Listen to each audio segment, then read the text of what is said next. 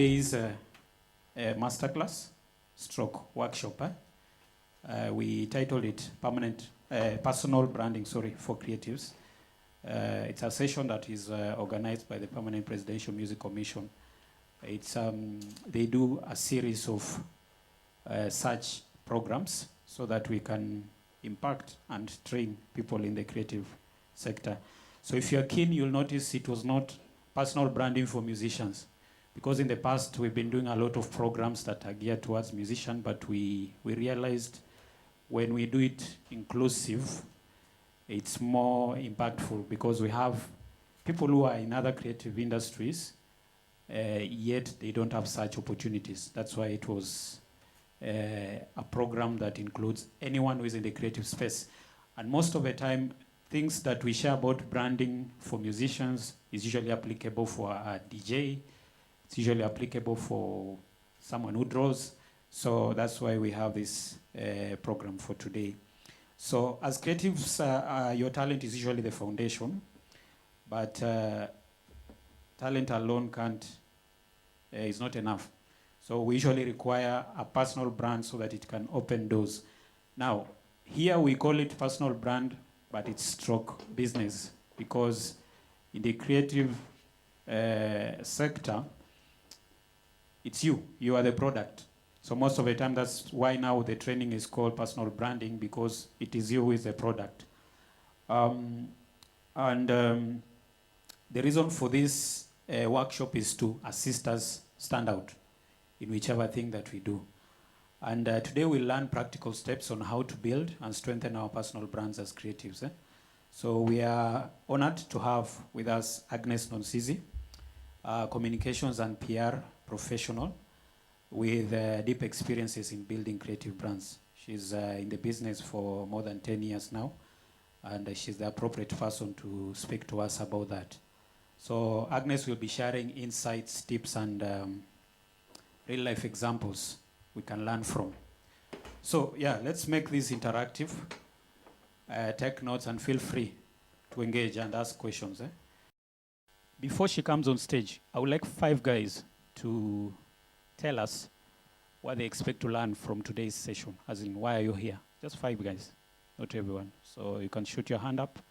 I give you the microphone, you tell us. It will assist Agnes know exactly how to direct the conversation. Thank you. Hello, hi. So my assumption is by the end of this session, we'll be able to stand out in the market and maybe attract more clients. Thank you. What is your pain point? Pain point time. I mean, that thing that you like to learn from her, the exact thing. Basically, standing out in the market, being unique. Okay. Yeah. All right. Anyone else? Jeffro? Good morning once again. Personally, myself, I've been, I think, obsessed with personal branding the last year. So I've been really doing my own research, etc. And there's always something new to learn. And I know Agnes has, experience in that area. Personally, myself, I put on different hats, and sometimes it's confusing. When it comes to personal branding, because sometimes it's much better when you're identified with one specific thing, and then the others grow. So today I'm just wanting to see how to differentiate. Yep. She's the appropriate person because also she puts on a lot of hats. So she'll be able to answer that. Yeah. Yes, personally, myself, once again, I'm called Paul Masharia. I've been in the music industry for about 3-4 years now. But I've been just going round in circles because I'm not really trained in it. I didn't go to school or anything like that. So I'd like to learn some tips on personal branding and all these other things that are important in order to make me stand out as a musician, author, and spoken word artist as well. Thank you. Let's have a lady here. First, yeah. And then. Good morning once again. Morning. My expectation today is to get tips on how to stand out in the global market. Yeah. All right. Awesome. Thank you, guys. Yeah, so let's welcome Agnes. 3, 2, 1. Karibu mheshimiwa. Thank you. Please clap for yourselves. And thank you for being here on time. Allow me to introduce myself. This is quite interesting because normally I introduce people. So like Mike said, I wear many hats, but my official name is Agnes Nonsizi. For those probably who have seen me on Vernacular TV, I go by the name Nonsizi Wangede because I am a media personality. That means I'm on TV. That's the hat, one of the hats that I wear. I'm also a PR strategist, having been trained in communication. My major is public relations, and my minor is communication for development. So I am also a PR strategist, and I've been practicing because we've had Terrazzo New Media since 2016, some years now. And we have categorically been working with creatives. So that is our area, or rather my area. Also have experience in the Kenyan creative scene. I don't want to say entertainment because it locks out other stakeholders, because creatives, for example, and I'm happy there's a fashion designer here, I'm happy there's an MC, I'm happy there's an author, because all these things are intertwined. I know and I hope there's an event person, because you cannot be in the creative space coexisting alone. Like, it's very hard for you to work alone. So there are many other creatives that are in the entertainment scenes rather, and I've been working with them for a long time. I usually say I help shape artists, creatives, be seen, be heard, and be remembered in a world that is full of noise. And that's why I've noticed most of your pain points are, how do I stand out? Because right now, personal branding has evolved. It's not what it was even 10 years ago. Platforms were not many, there was no social media. So if you can imagine, even the creatives who were there back then, they had, I would say, an easy time. Right now, it feels like it's climbing an uphill task where everyone who has a platform can be able to do something. So there's that need for you to be able to stand out. So that's me in a nutshell. So I'm a publicist as well. So they call me a publicist in this space, but just basically a PR person dealing with creatives. Also, the fact that I've been in media has really helped me understand what do we need, or rather, what does the media need to help you stand out there. Have I left out anything? I don't think so. So that's me in a nutshell. And how many people have Googled themselves? Let's start there. Please, don't tell me you have not Googled it. See? Yes. What are you looking for when you're Googling yourself? Oh yeah, I'm forgetting there's AI chat. How many people have gone to chat GPT and asked, oh yeah? Yeah. It is normal, and that's the first step. Same here. I have done it because I really want to understand what do other people who Google me want to find out about me. And personal branding is very wide, but I would like us to go narrowing it down. First of all, it's clarity. Like, who are you? And if I ask you who you are right now, majority, like most of you have said what they do. I'm a poet, I'm an author, I'm an MC, I'm a fashion designer, I am a musician, I'm a producer. But there is more to it, because that is what you do. That is the skill, which is good, it's amazing, and it's a skill that is in the creative space, and I hope you understand. I'm a photographer, I'm a videographer. But there's something that is beyond that. What are your values? What values tie to your brand? And values can be defined by very many things. It's quite vast. But in terms of originality, where are you coming from? What informs your skill? There's someone, I know, like photographers, there are various photographers. I've even seen wildlife photographers. So what's your originality, and what informs even your skill? Then also in terms of your authenticity, how authentic are you when it comes to your brand? And you're the only one who can know how authentic you are, because it's what you show us. Because what we see, we tend to term it as authentic, but deep down, are you able to tie authenticity to your brand? Let me give you an example. How many know Kikuyu Love Sessions? I'm sure you've seen it trending online, yeah? So one of the artists that was performing recently was Waire. And when I saw him on stage, this time I was not an MC, when I saw him on stage, the one thing I remembered about him, of course he's been there for a while, he has managed to maintain his raga reggae feel and vibe, which you're going to come to that. But the one thing that I remember, because I've worked with him on a project, is that he has a value of time. He keeps time. So you're telling him you're telling him your call time is 9, he will be there at 8:30. In fact, he makes you feel, hey, simerauka. So you see, it's a value that that thing, it was the first thing that I remember. It's been like 2, 3, 4 years since I worked with him. So if you have to sit down and think about your values, because the creative space, unlike the office and the professional space, no one defines values for you. You know, like when you're employed at the HR, you're given, what do you call it? Code of conduct, how you dress. You know, this is the time that we arrive. This is the time. There is all that. Here, it is you to define it for yourself. Your professionalism. How do you engage with other people? You know, so that is it.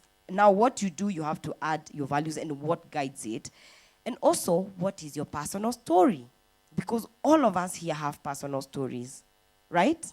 Our backgrounds, where we were born, who we listened to, what we read when we were growing up, our struggles. Some of our creativity has come from our struggles, your wins, your losses. There are people who lost jobs, then they found themselves, they have a creative.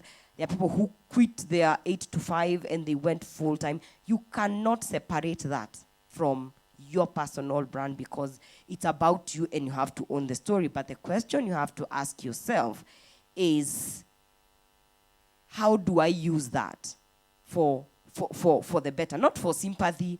You know, politicians are the ones who are very famous with sympathy stories. I'm sure you're not new to the internet with the Koimbori story, sijui mara ameshikwa ameenda kwa majani. Not for sympathy purposes. Sympathy is good and it's okay. And we've seen artists use that. But how can you use that to empower yourself and to empower others? I hope we are good so far. So you're still you're clarifying your identity. You're still getting clarity on top of what you do. And also, those things now will inform what others say about you when you're not in the room. And I would want us, first of all, to understand that personal branding comes over time. And if you don't have clarity, you're in the most, feel safe. Because like for me, it has taken me almost 8-9 years to get clarity of everything. And I'm still somehow figuring out, because things change as you go. So it is okay to be where you are and feel like, I don't know this. It's okay to feel like I want to stand out and to make more money. You're not alone. By the way, let me tell you, you will sit down even with people who you think their personal brands are doing well. And even them, somehow they're trying to figure out, I don't know, maybe by the show of hands, you can tell me, who do you feel like in the area that you're in, that their personal brand is doing well? Maybe you can, like, who do you look up to? Wambuye, I see a hand there under the camera. I'll start with myself. Oh, okay, go ahead. Who do you feel in your area that their personal brand is doing well? Okay, it's not my area, but in events, Chris Kirwa, I follow him. Since he's been in the industry for some time, he's found his niche. When you follow him, you will know anything to do with the event space in Kenya. Okay. He shares a lot of information. So. But Chris has been there for a hot minute? Yes. Yes. Okay. I would say you and Jemima. Wow. Especially The pressure is getting worse.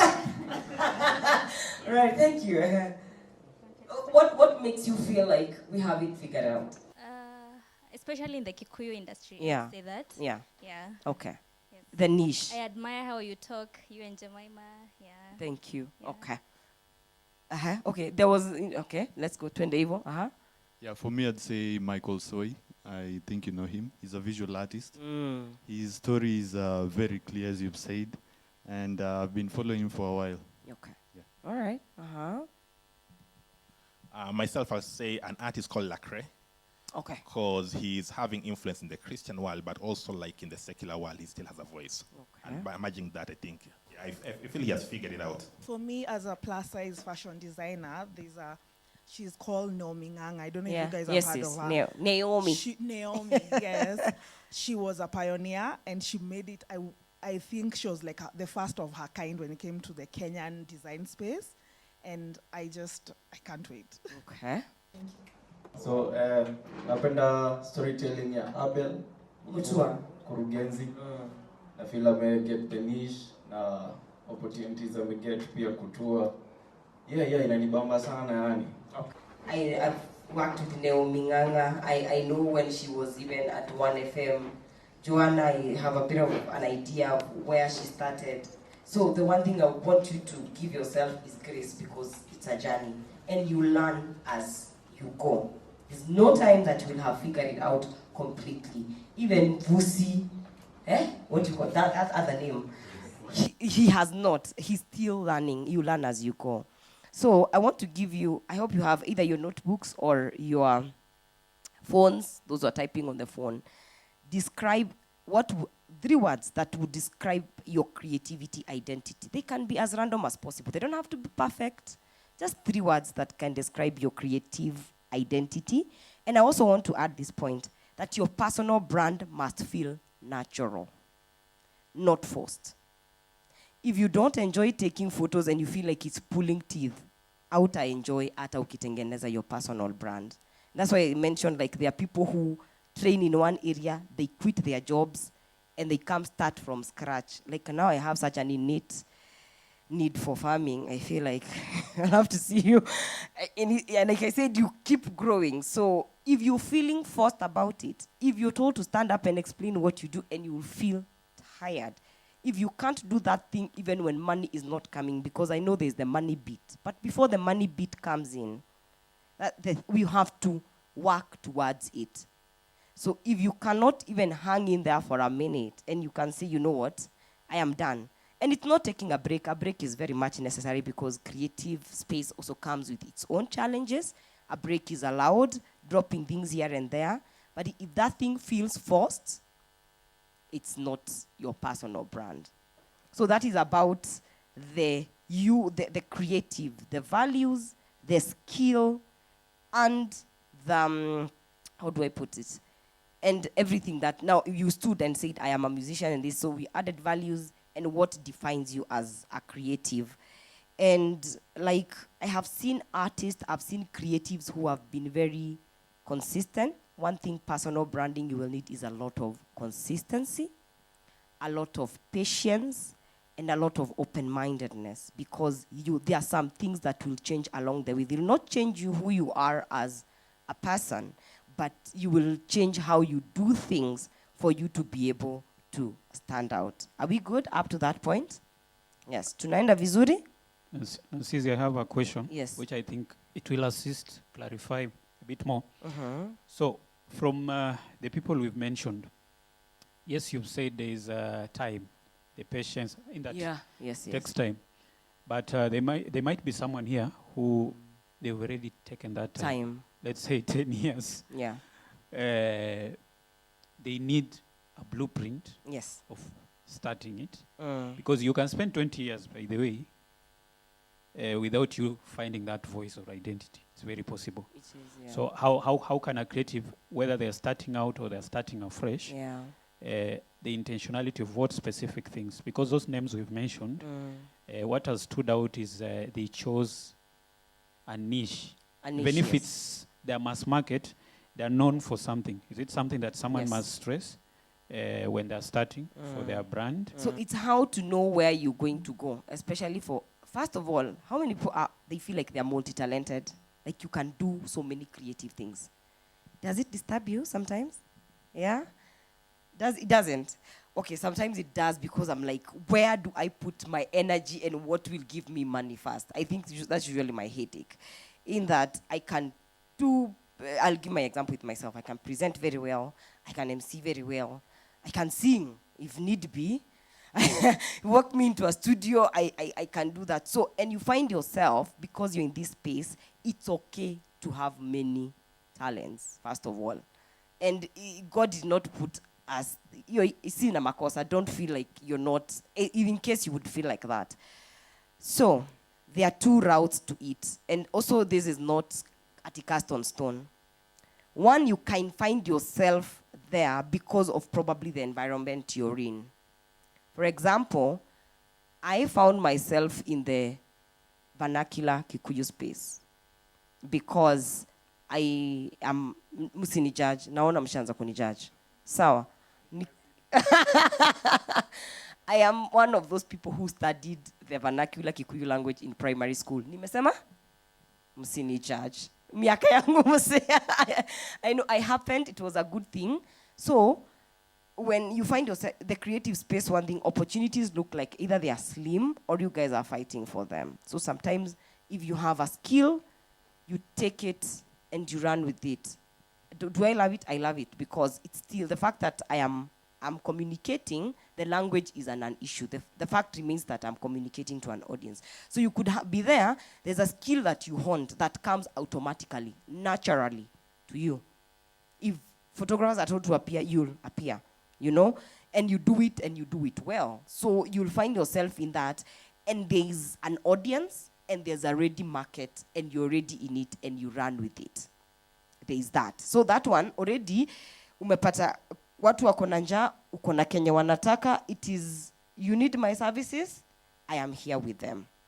There's someone who will really curate a njia for them. They are very, like I said, I want this and this is the route and it's okay. All I said is that you need to be very open-minded. So there's someone who will say, I will create an audience for myself. I will follow this route no matter how long it takes. And the one thing that Mike said, it could take today, it could take, that's the one thing that I cannot guarantee you. Like, I can't guarantee you a hit song. Like the producer will tell you, I'll give you a hit song. There's no hit when it comes to the creative space. It is that consistency. But when you're being consistent, are you clear with your communication? Are you clear with the message you're putting out there? Like, it's okay, like that's why I said, it's okay to be multi-talented. If you are, say you're an author, you're a poet and all that, if I come, because right now your portfolio mainly is your socials, will I understand that there are 3 facets to this person? So each and every area you're in, do you communicate about it clearly? Is that what you're looking for, Mike? Are you having clarity? And have you segmented these 3 or whatever things for them to be able to, you can be called separately for it. If you're a producer and you're a DJ, do we know that? Have you put it out there? So communicating it with clarity, and it's not to yourself, to other people, because bottom line, it's to the audience. And there are audience that will find you along the way as you go. There are those that you think in your head, I want them to be my people. And it's okay to want to define. But there are some that will embrace you along the way and you realize, these have embraced me, I might as well give them what they want, as long as it's in that facet. So one thing, there is clarity in communication. If you don't know, it's okay to get a communication plan from someone so that you can consult, not full time, that they be there and they be posting for you on socials, just to learn and to understand, how do I communicate with clarity?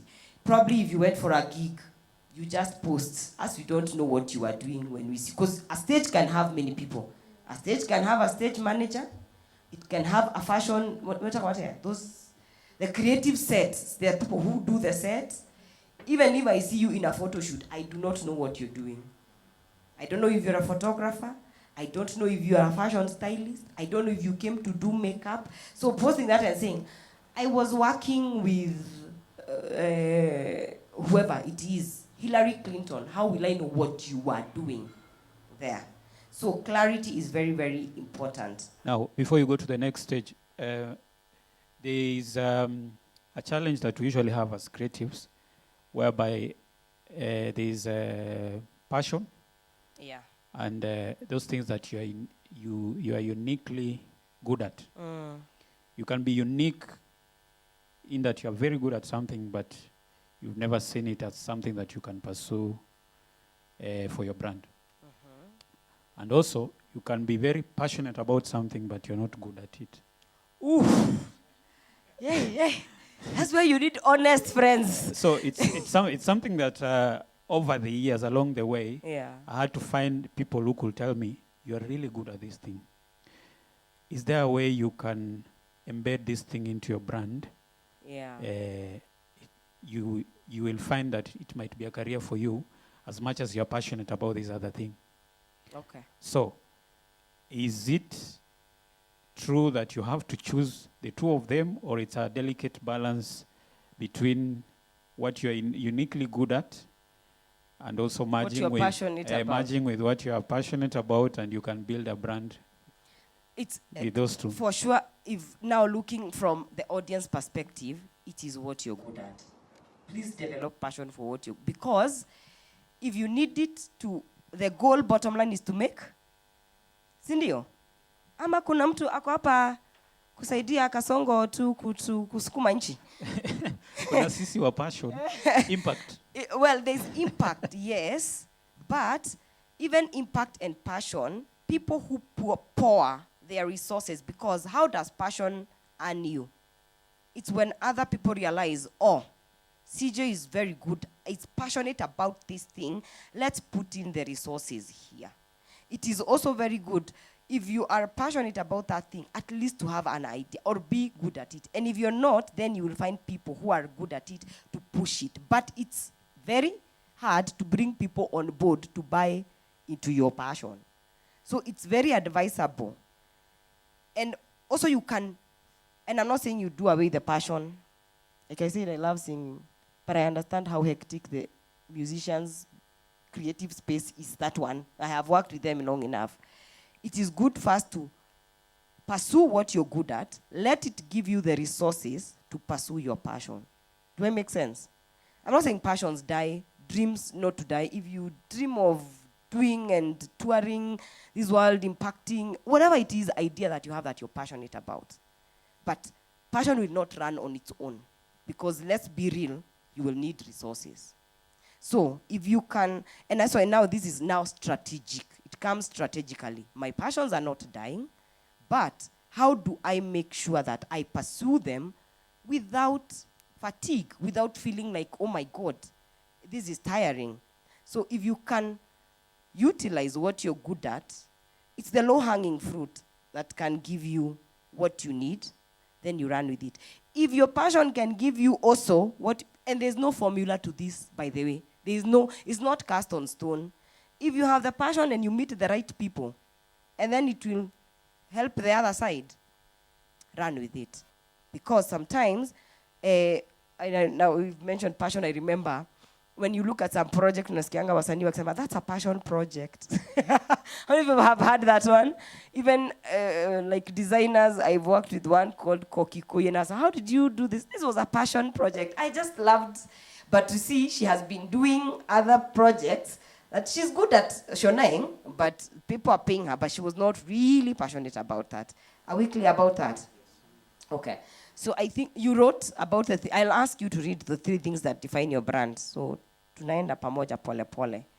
That was clarity about your brand. I hope I've been able to shed some more light. So apart from what you do and what you want to be identified at, as what are your values, your background, where you come from, it matters a lot and it forms a lot of your creativity journey, your personal struggles, your wins. Your story is your story, and how can you use it to empower yourself, and also in terms of let it come naturally to you. Positioning yourself strategically, because like I said, it's a noisy world. And I feel because in this day and age, everyone is just doing things that, you know, it's hard to stand out. But it's not doable. You can do it. One, you have to be very intentional about standing out. You really have to want to. You can't leave it to fate. You can't leave it to people will discover me when they want. No. You have to be very intentional about it. And now this revolves around quite a number of things. When you define that, it's first of all, you as a person. This is how you look, and this is how you communicate what you do. I said, I'm Agnes. I help artists, creatives be seen and be heard and be valued. If I come and ask you, what do you do? Can you define it? Can you explain it to me? And I see the value that it will add to me. So from the communication bit of it. And I agree, most creatives struggle with expressing themselves. Who mentioned Michael Soy? Yes. They prefer, let me draw and remain where I am. Let me show this dress and stay where I am. Let me write this song. People will discover it somehow. It's a struggle. I don't know. Do you struggle with expressing what you do? Especially if you're good at, let me see by the show of hand. Do you struggle with saying yes? And I would highly advise you invest, you start slowly, learning how to do it. It doesn't come easily. So that if you meet someone who can point to that, if you meet a client, if you meet a customer, if you meet anybody, they can be able to tell what you do without you having to struggle. And people want to know the value that you're adding to my event. For MCs, I will help you, your event flow without stress. Perfect. For a photographer, I'll help you capture your memories. I turn your moments into memories. Wonderful. So, have a creative way. You're a creative of explaining what. So that is the verbal, right? In terms of the look and feel, and we'll come to that, how do you package yourself when you walk into a room? I know we are creatives and we walk into different rooms because coincidentally, people who with the resources that we need to run our personal brands don't look like us. And probably don't speak our language. So how do you get to them, still maintain your creativity, and still get them? Even your people, the audience, how do you get them to get attention? So this one, in terms of your past, your look and feel. How do you look?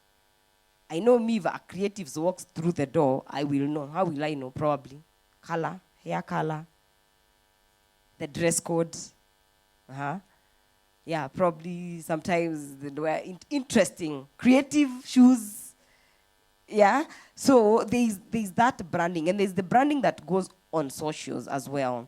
And there's different facets to it because for like a creative shoot, and now I'm going to the visual.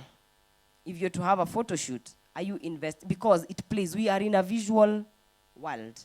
People see you before you even open your mouth. Are you investing in how you look?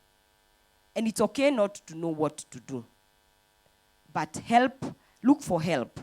That's why we have creative fashion stylists who can help you figure out yourself what can make you stand out. Today we're coming and we're watching, who are we watching? Conscience. And he has those cornrows of his, but he had undone them. And I was like, when a creative stands out, I was like, oh, I like that hair. I couldn't even tell it's him. I'm like, oh, I like that hair because of the way he was looking.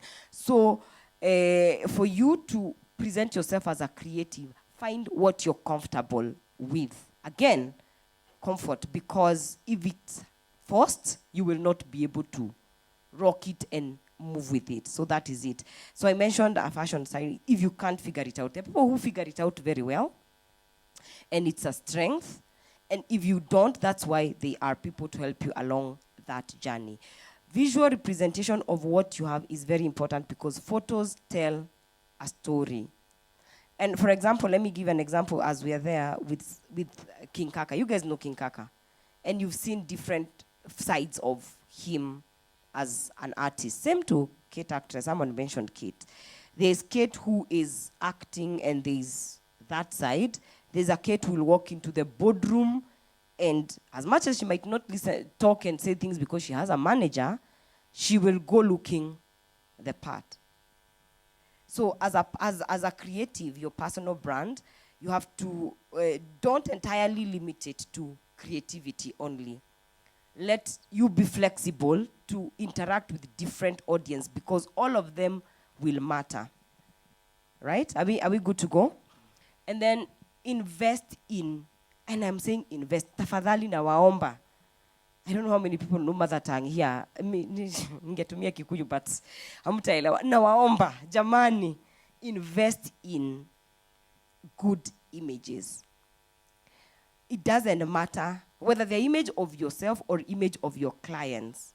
Invest in them. When you're making your portfolio, because now we are coming to your bio and you're going to have those things, they are going to tell your story. Because quality is very important when you're presenting yourself as a personal brand, because we don't want to see haphazard things that, you know, they have been done. And it's an investment because at this point in your journey, you're probably wondering, where am I getting the money from? Sindio?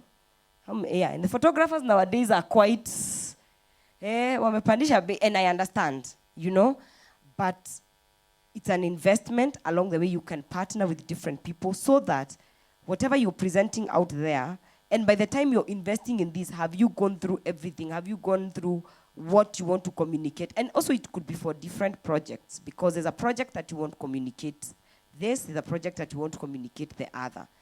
So invest in good images, even day to day. See, we all now take photos for socials. That's how we tell our stories. Pixelated photos, they show you're not keen on your brand, you know? And that's why most of the people you mentioned, when you see whatever they put out there, you try to understand, what is it about this thing? But they're very careful of what they put up, what goes into their profile, because it is well thought through. Whether it's a day-to-day image, and is it communicating? And also nowadays, we are very keen on stories. It could not tell a story, but like I say now, communication. When you're telling us, what is it communicating? Because we judge from what we see. Like you would be very, very good at what you're doing, but if you don't present it to me well, it's like the way they say, si wanasemanga sijui mimi ni mzuri kwa roho mwanamke, and like a lady is beautiful in the heart. Do we see the heart itself? Before I get talk to you and know aki Frida kona roho safi, I first see what you're presenting in terms of image and even in terms of now maybe attitude towards that, but present yourself in a way that even you yourself, you would want to consume what you have. For authors, I know the authors in the building, if you work with a publisher who will give you quality paper, is that book can it be read well? If you're translating it for online, is it legible? Is it, you know, because I understand we are very many different people out here. If you have taken photos of your client, let them, some of them don't take good images, but if you post the good ones, you know, and good is relative. I know you're looking at it like, sasa good is what, but we all know a good image. You can know a good image. So I think we are there. Related to that? Yes. Yeah. So 2 questions. Not every creative wants to be seen. Okay.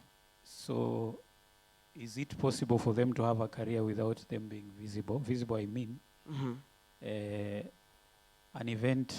You said you're an event, eh? Does she really need those photos? Does an author need those photos? And for what purpose can they serve? Okay. And also, do they really have to tell a story through their social media? Okay. What is telling a story? Is it documenting what they're doing? Is it them telling people the background about themselves? What is telling a story? Okay. You don't have to if you don't want to. But I want to paint to you a picture of the world we are at right now. People connect with people, with stories. And that's why, remember I told you your story? That when we were starting. You can choose not to and run a very MIA business. There are people who do that, especially for industries that are not maybe service-oriented. I've seen creatives in tech. I've seen, you know, if you're not comfortable, you don't have to. But still it doesn't mean that your business, you'll not be running it as a brand. You will have it being run well. But there's an advantage when people get to connect with you, with your daily struggles. For example, I follow people who sell interior stuff, and I know their faces, people who do ex-UK stuff.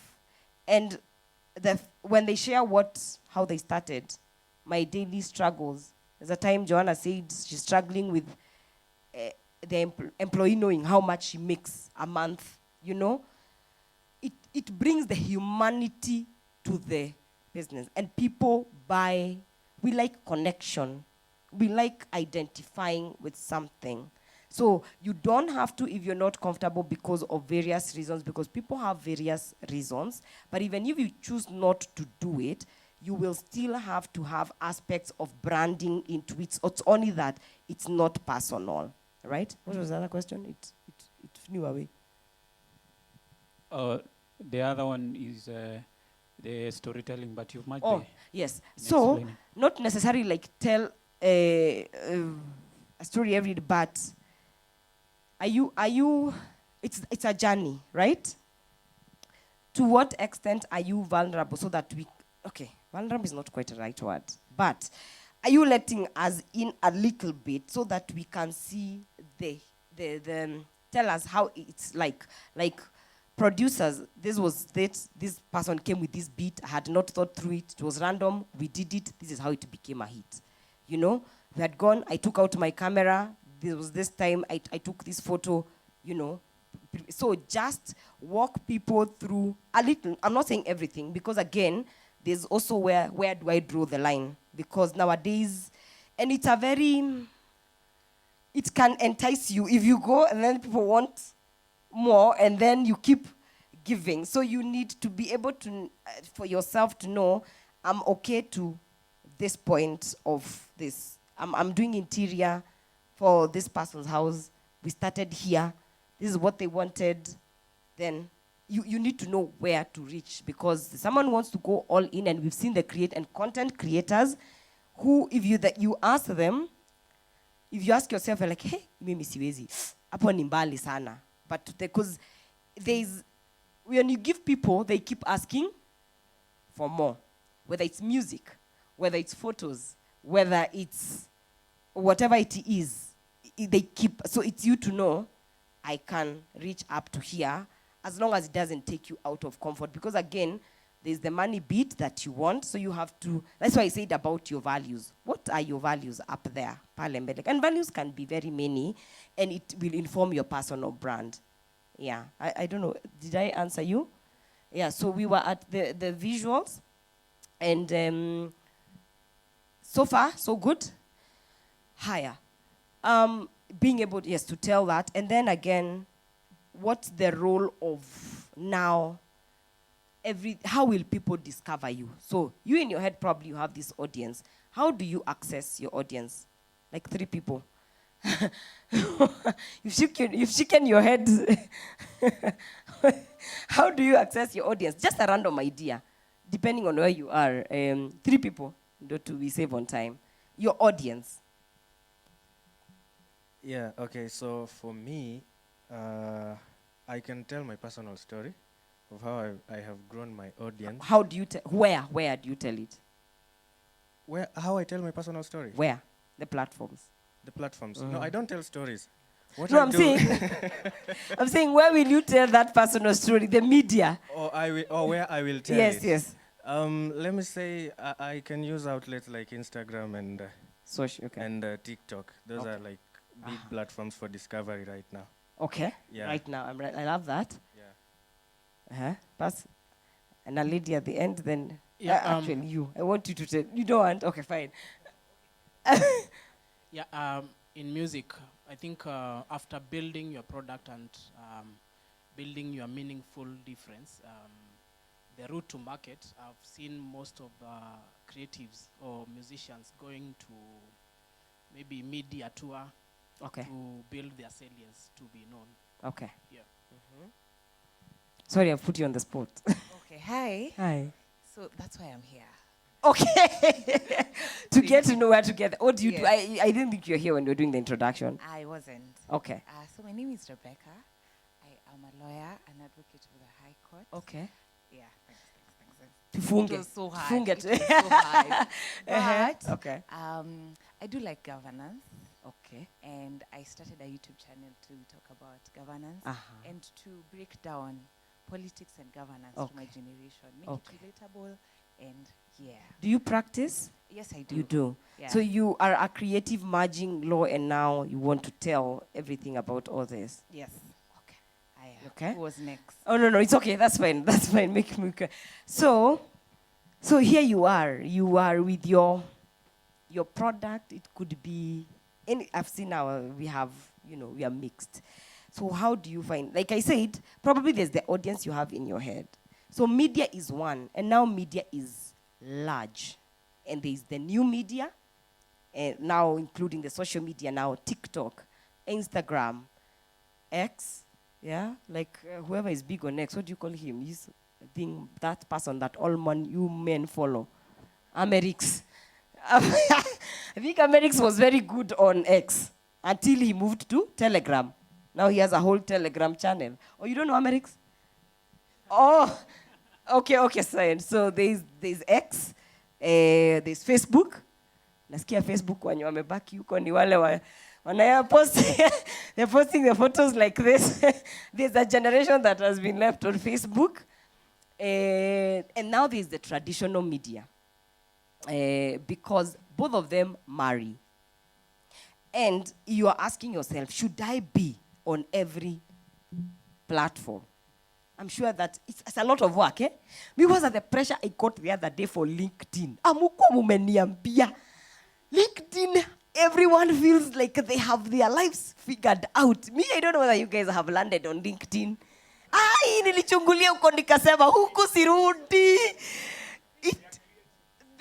No, you see, there are people who are doing very well there, even as creatives. But I peeped there, I'm like, even the language, the Kizungu. If you're a communication expert there, you can't even have typos. I'm like, which world is this? So I'm sure you're asking yourself, do I need to be in on each and every platform? It could work, first of all, because all of us started, I don't know whether you guys checked when you started your platforms. Me, I usually check. I'm like, wow, in the time, you can end cyber posts on Facebook. But it depends with where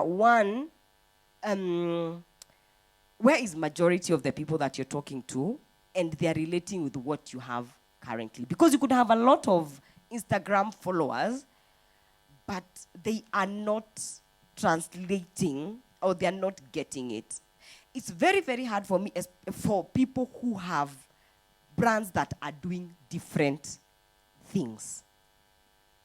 Let me give you an example. For example, now I'm on TV, I'm on vernacular TV, but my Instagram, because of the nature of what I've been doing and how people knew me, they knew me as a publicist who works with, mostly because the artists I've worked with are pop urban artists. Otile Brown, The Guardian, the Atemi, the Kina Nameless, right? So people have followed me there, they're like, you babe, what are you doing in the Kikuyu world?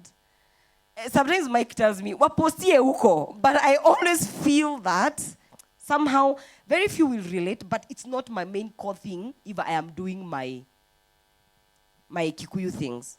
I will tell them for information purposes because, like I said, communication is communication regardless of the language that you're doing. So you could be wondering, okay, where do I pursue? And I know deep down you know who is connecting with you where, because you read the comments, if they're there, you read the DMs, you can tell, depending on the questions and the feedback that you get, where to concentrate on where. If you have one brand, there are people who have one line. Cosmetic is cosmetic. That one, so it's just communicating differently for different audiences. So it's saying, this post inaendanga Facebook, inasemanga. Facebook wanapenda kusoma hivi. Like me, my Facebook people don't like serious things. Hey, I struggle. First of all, they think I don't know English because they have come from so you'll post something with a very, looks like it's what are you saying? And you can even tell from the comments. So if you, I have agreed and I've come to terms with that because I understand where they are. And again, your platforms nowadays, they can give you even the age brackets. You know how to check. Yeah? So you can tell this is what I'm going to do here. If you have one line that you're following, well and good. It's just customizing the communication for the different platforms. But I'm sure each one of us has their main. Like now, there are guys who are big on TikTok. Like it has come, and even people who are selling clothes, and those guys are live every day and they're making money, and it's good. But I understand also it's not for everybody. There are people who are struggling with that platform. Because there was one I've forgotten, the one that puts things on your ears. What do you call it? Snapchat. That one I opened, I don't even remember my password. So you see, there are platforms you don't have to be. But again, is it helping you communicate better? Is it helping you convert? If it's giving you money, then of course you'll put your energy there. So that is social media, and it's good right now. Related to that, yes. Is it advisable I concentrate on one? Do we have people who concentrate on one platform and forget the rest? We do. There's someone who chooses their battle. The danger is, and I've seen, if you're big on, let's say, okay, you decide to focus on Instagram. Kwanza pressure inakuanga huko, mimi nikaambiwa nitoke Instagram, I'd be so happy. The aesthetics are too much. Yeah, you feel me? There's just the need to be, and I said we need good quality. This need to be for perfection. And if you can see now, the ball is changing because now people are going for readability. Yes, there are people who choose to be on one platform, but if you forego the other, someone might duplicate that and decide to put content there. So you might not concentrate on it, but keep it updated. Like I know whose account was taken over. Which artist? I think it was it? Or even Otile Brown. Otile Brown, his Facebook is not his. Like somebody created a different one with the name. It became bigger than even his own. He forgot about it completely. But now he keeps saying, I am not on Facebook. People who are calling you on Facebook, that's not me. He keeps explaining it. So when you're beginning, it's good to have all of them together. Let them be well branded. If you can sync all your images, like if your profile can sync zifanane, it would be good. Just have some uniformity. Don't put so much attention to it if it's really tiring, but update it once in a while so that you just have presence, because again, you don't want someone to have a big account that is under your name, but it's not you. Have I answered? Yeah, that makes, yeah. Yes? Yeah.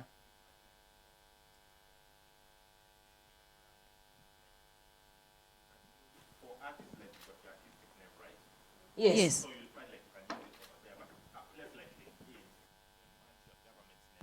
a place like LinkedIn, they'll want your government name. Yeah. So how do you merge? Do they? I don't know. I didn't realize. I think it's because I use my government. They'll want that. Okay. So like, how do you merge if you want to also like, for example, like me, like LinkedIn, I think it's necessary for me, and let's say X and Instagram. Yeah. How do I sync merge that? Yeah. So like. So you can have when you have mtaki tujue majina yenyu M-Pesa. You can have your government name, because if it's that the regulation, I'm not sure about that, but in brackets, you can put your whatever, and also at your description, you can say I go by the name X person as a creative, so that you can help with with branding for the same. Does that make sense? Yeah. You can use links. Okay, yeah. Oh, yes, you link your other socials. Good. Yeah, I just wanted to add to that. Also, you can create also like a personal page. I've seen like the people who have like the business page where they're posting their stuff. Then they just under the bio, you can be like, find my personal page at blah, blah. Okay. Yeah. Yeah. So, yes, so you don't have to put effort on all platforms, because honestly, even where is the time? You know what I mean? Me, sometimes I wake up in the morning and I have realized I have to, ata kule sija update juzi, and even getting a social media manager, we can talk about that, and that's why they're here. They need to eat.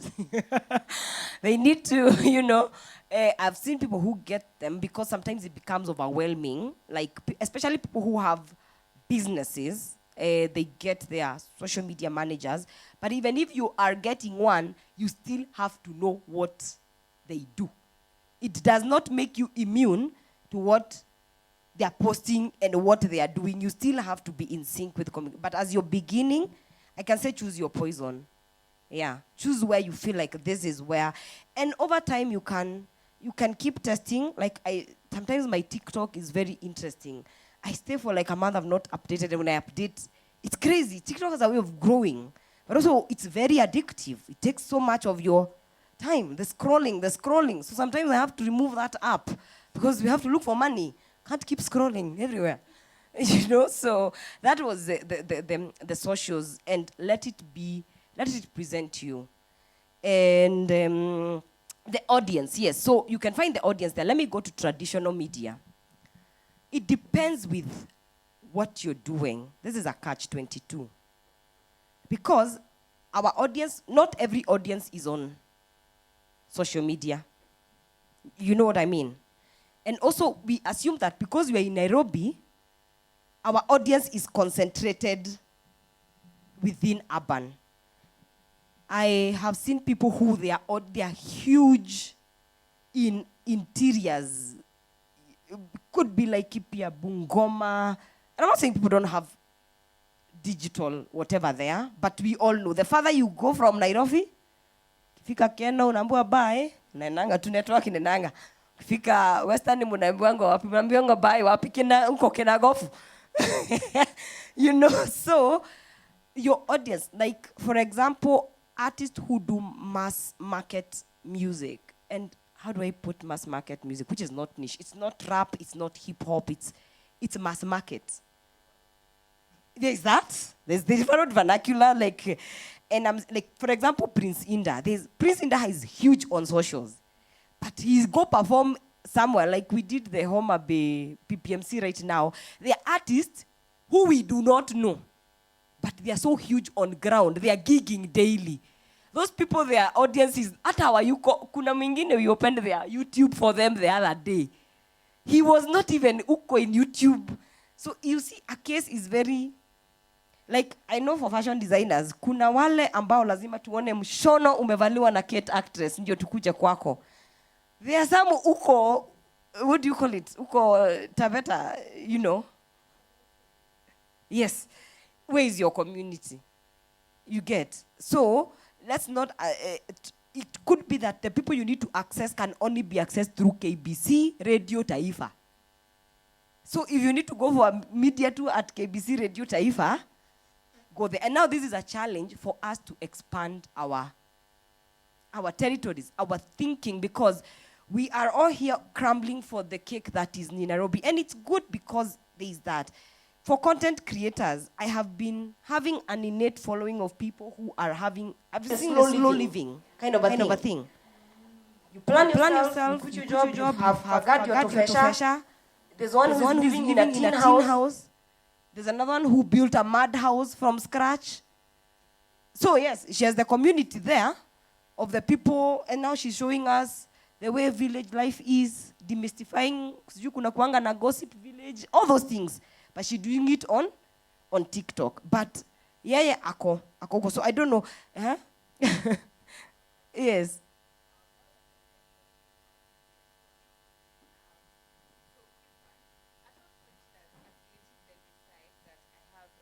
Material to go to media and showcase it.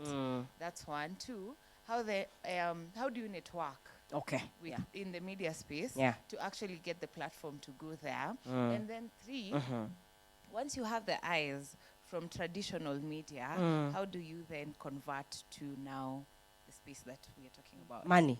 No, not even money. Social. Yeah. Okay. How do you move from now media, traditional media to the current one? Okay. Na muniangalilie time pia. Okay. A quick one. Yes. Please, your name? I'm called Chief Janam. What do you do? I'm an actor, stand-up comedian, and an MC. Okay. A quick one. Yeah. I like Nyasinski. I've never seen him in interview, any media tour. Okay. But Yeah. akitoa wimbo in a hit. Naenda. So he's just like a unique somebody. Anaweza kaa like 6 months akitoa wimbo boom, kila mtu unaenda kusikiza, like there's just something that forces you, I'm going. So sijui strategy gani anatumia, like so how can we also sisi pia tujijenge? You see mwana kwa interview, aendangi kwa TV, radio, aendi. It's just like and as someone you can't try to figure out. Haya, okay. So traditional media. So now let me talk from a media perspective.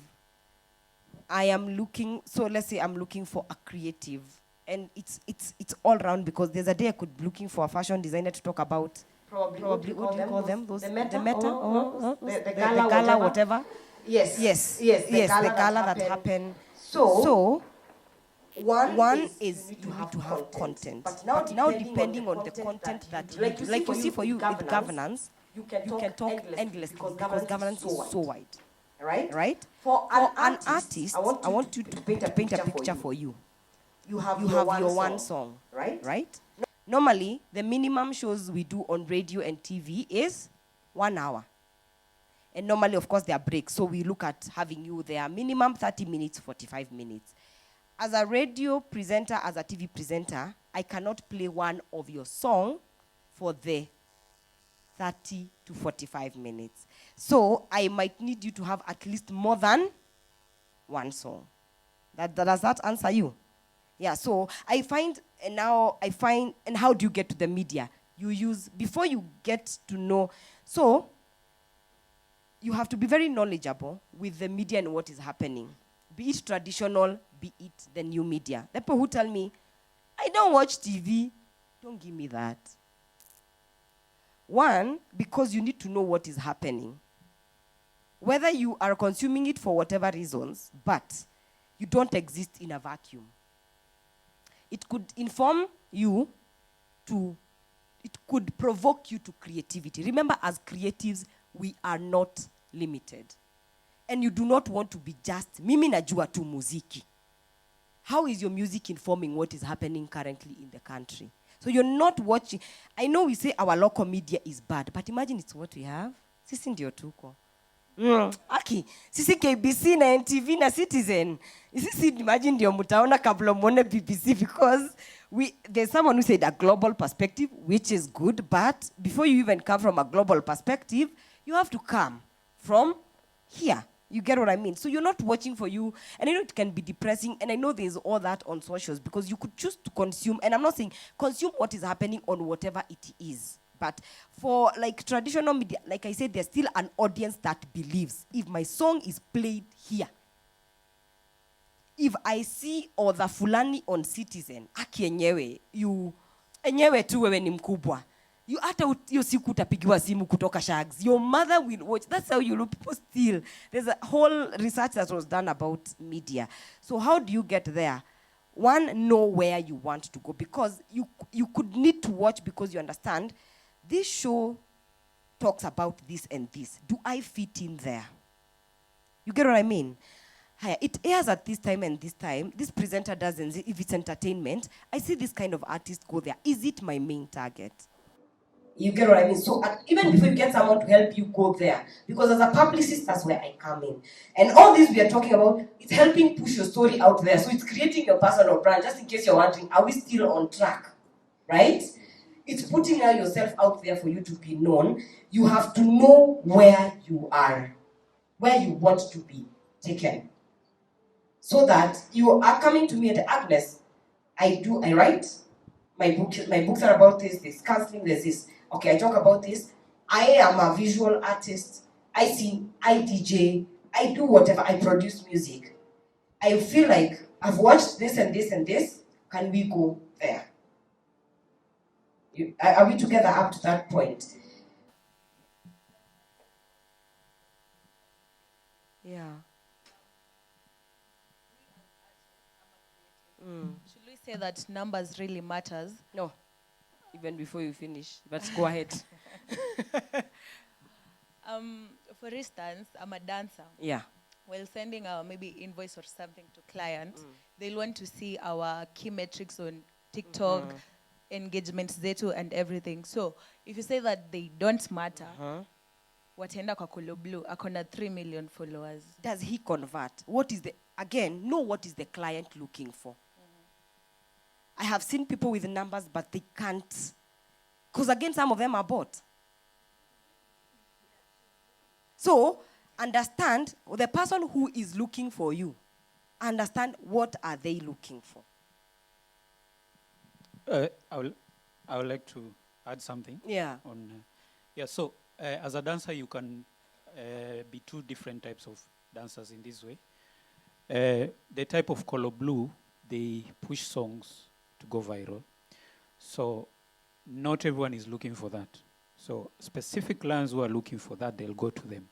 So you as a dancer, if the way you've packaged yourself is not making songs go viral, it is showcasing your skill, you can be booked for other things that people are looking for in dancers. For example, if it's a performance, I look for someone who is good at choreography. In the sense that you guys can dance 5 types of songs differently, I can call you to a corporate event. So if I'm looking for that, I'll not look for Color Blue. But it doesn't mean he's not doing well. So he will have to show that he's very huge, and also they'll ask the metrics and all that. But for you, if you are seeking the other type of clients, you can document whatever you do so that when we come to your socials, we are seeing how good you are in whatever you are pushing. Just an example like Agi the dancer. Her and Color Blue are 2 different types of dancers, but both of them, they are commercial dancers. I hope I've given you perspective. We'll come to that. Someone mentioned red card. We'll come to that. So I also want to, I own a jewelry store. I sell statement jewelry pieces. And one of the mistakes that I did was to, using influencers. Sometimes you're like, you influencer because akona numbers, I will automatically get clients. And I've made mistakes to points where I've given a very big influencer pieces and I get 0 sales and 0 returns, or even, he mentioned for a whole month, but nobody's even inquiring. But that's because I chose them basing on their numbers and not their audience. Because what are they selling? You can see that this content creator maybe, or this influencer maybe is an interior person. So she has numbers in interior. So if she mentions me, people are not looking for jewelry. People are looking for interior things. So sometimes you also have to look at this person that you're choosing or the company that you're targeting, what exactly are their audience looking for, so that you can sell from that. Okay. Yeah? Right, we'll come to red card. I know it's a bone of contention for many people. We might need to have a session for all that. So it is just knowing what is your niche and sticking to it. So both medias are very important depending on what you are doing. How do you translate the attention that comes with traditional media to the other side, right? And again, remember, you could be doing amazing things and you get eyeballs without, now, this could work 2 ways. You could be so dope that the traditional media will look for you.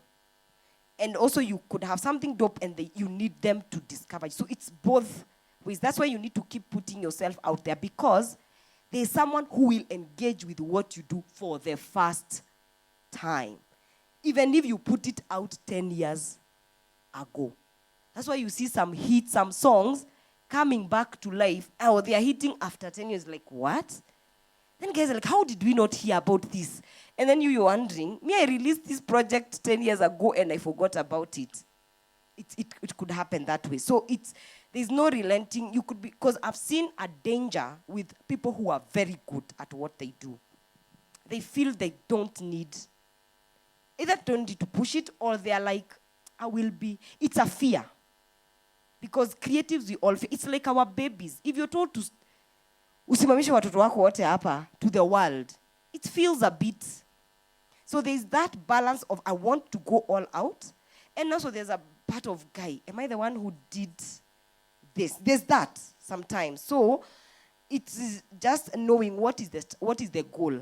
I was creating this for people to experience it. People will experience it And then from there, it can translate to the bigger goal, which is impact and which is cash, depending on what you are looking at.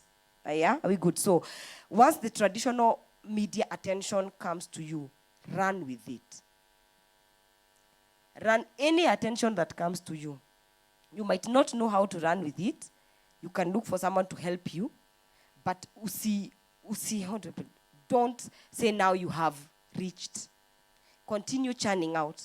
Let it not deter you from the main goal. Continue, keep giving people what they are looking for so that they are there. You've already had their attention.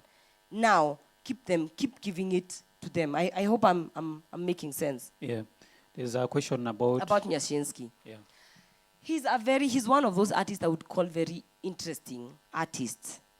But the one thing he's good at what he does. He has made sure that his skills, his writing skill, his bars, his everything. So whenever he chucks something, and if you notice, I could be wrong, but when he came back, because he was there, took a detour, went to look for the resources, went to the US. And if you follow the story, you know. Then now he came back with all these now hit songs that after. When at the beginning, he was just giving us content. And then if you know him around, he surrounded himself with people who have been there in the game because of how they've come from far. So he got the producer right, who Sedo. He had a very good manager who has been on this platform, Faki. And those two, they were a power. And then he was, as an artist, he was good. He was hungry. He still is, I think. I don't know. I'm not sure about that. He was hungry to come back. So it was a combination of very many things. And for him to avoid me, I think it's intentional. He just doesn't. It's him. And you can wonder how he has grown without going for those medias or those to talk about his story, because what we know is because either you've known his story or you have read it somewhere vaguely. He has not like told it. But traditional media still helped his music grow and blow up, right? I would like to add something on that. Yeah. So the strategy that he uses is scarcity. And the scarcity strategy can always work as a creative. But it takes a combination of many things. And mostly when you look keenly, there are rap artists, stroke hip-hop artists who use that strategy.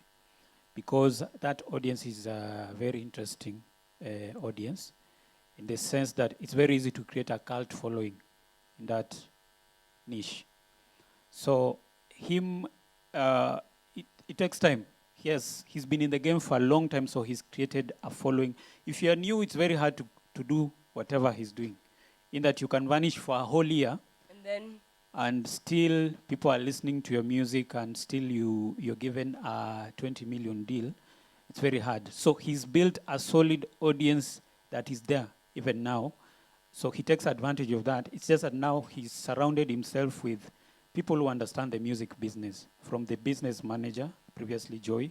So there are people who are there to plug you into the right places for you to get money, to be able to pull off whatever you're pulling off of vanishing, but you're giving good music, having proper people who can plug your music, and also the existing people who are on these stations, they grew up listening to him. So it's a combination of many things which can't be duplicated with every artist. It's very unique. Even internationally, Kendrick is the same. Yeah. But we still have people who are very visible, who are still rappers, but they're visible and they're still winning the way Kendrick is winning, without Kendrick doing an interview for, let's say, even 3 years or 4 or 5 years. So it's very unique, and it's dependent also in your personality, but it's a combination of many things that I can say you can't apply with everyone. We usually get clients who come with such a request, in the sense that I don't want to do any interview, I want to be a mystery, but when you look at their personality, it doesn't go with them being a mystery. It's a combination of so many things. It's like telling Bien to be mysterious. Yes. Do you think Bien can be mysterious? he enjoys even having conversations Talking to and people, being interviews. And also, like they were saying, he was, like, if you watch BN's interviews, it's beyond even music.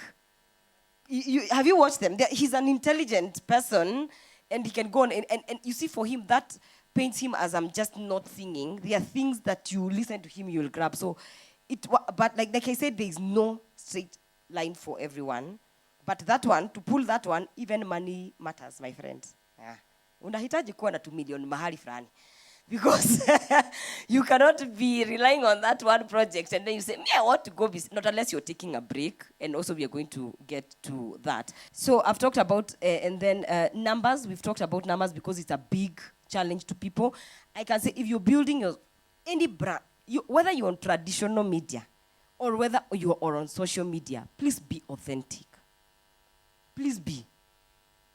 And authentic is not pouring everything out, but don't build your brand on things that you cannot sustain. Utahema. Hapo mbele. And then when we discover you, we are going to be very angry. By the way, people are usually, they become very, it feels, ni kama umechitiwa. You know what I mean? So, and sustaining a brand that you're not authentic about is very, very hard. I know we've not touched on YouTube because it's a whole quagmire. Well, there's a time you did about YouTube and all that. We don't want to go. It's a story, but it's we should touch on it. How do you feel like YouTube is like kupanda mulima? How many people have content on YouTube? Does it feel like you're going up the hill? And, I did YouTube for a while. So, sijui kuedit, sijui camera and all that. I have to do all that. And then, unafanya, you put it out, and then there are those comments. Yeah. Yeah.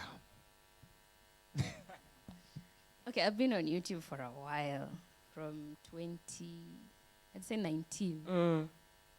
And that growing that space is crazy. I don't have a problem. And also for Africa, I feel like it's even harder. Yeah. I feel like YouTube is more like luck, not consistency kind of But thing. there are people who are doing well. Yes. Funny enough, there are people who rose up, like somebody I know, and she's my neighbor. And I'm like, where did you get 20,000 subscribers in 2 months? And they were authentic. They're authentic. I'm also authentic. I'm just like... No. What I mean is they're not bots. No. They're not bots. No, but you see, what I've realized with YouTube, for you to survive, it's 2 things. Yeah. It's either you're giving us content that we will feel pity for you, Oh, yeah. or you're giving us a flashy lifestyle. If you are in between and you're just like, this is my real life, this is just who I... It's true. Mimi si maskini, na siko huko juu. Niko just utashinda hapo. Mike, That's there's one a hand thing there. I've noticed. I'll give it 2 more people because I know YouTube is a point of pain. Yeah, there's another okay. On that. You also need to be able to help people because YouTube is a search engine. Oh, also. okay. Yeah, so I can personally talk about myself and my YouTube channel. What I do, most people don't look for it. I upload instrumentals. Okay. I upload beats daily. I do upload beats. My genre is very specific. I do zouk, the Latin music. Yeah, and I have grown. I started in 2021. Currently, I'm at, I think, 25,000 subscribers who are singers. Okay. You see, so I'm very specific with the type of people I'm looking for. Yeah, and they are going there to look for zouk instrumentals. Okay. Yeah, so if you can help people who are looking for what you are offering, you can really grow very fast on YouTube. Yeah. Okay. I think YouTube is very interesting because I watch YouTube. I saw the thing that has most views, how to sleep or how to drink water. You got 1 million, like you say. It's helping people. Yes, so then I saw my friend started at YouTube. Now he's having 500,000 subscribers. What does he help people do? Almost she help 500,000. people do? Kadusko. Kadusko. Okay. He's a friend of mine. So alianza kama YouTube when we were with him together. What does he help people do? It do just comedy, just make people laugh, just content creation. So I think what he does most is consistency. He used to upload 3 videos a day. A day. 3 videos a day. Bora amepata 1 like ana post. Hakuna ibu. I think YouTube mtandao hakuna ibu. Kauka uso. Hata una post, unazima simu, unaenda. Uangali like feedback ni the next day. Yeah, so that's what the people do. I think it's consistency. Then unatoa aibu kabisa. Hizo. Okay. The last ones. I feel like from a musician perspective, yes, huwezi kuwa hivyo consistent, especially kwanza kama unatoa music videos. Unafaa like as a musician unaziplan. I get when the year starts utatoa video ngapi and when will you post. So hiyo kuwa consistent hivyo pia haitasaidia as a musician. Okay. Maybe okay. First and finish. So unapata lazima upromote hiyo kazi yako. Mnaongelea YouTube as a musician, also Spotify. Ni ngumu grow. Hata ukipata 200 listener you are like, oh, thank you God. You know? But as YouTube, I feel like kwa musician ni ngumu. Lazima upromote hiyo kazi with ads, going on interviews, blogs. It takes a lot. Okay. I think as a customer, you're a musician, you don't have to, of course, like focus on the music videos, like also behind the scenes inasaidia sana. So for example, like even what inspired you to write the song, the struggles you may face, maybe kwenda kwa studio na kaziwa na kadhalika. I think like people want to connect with their story.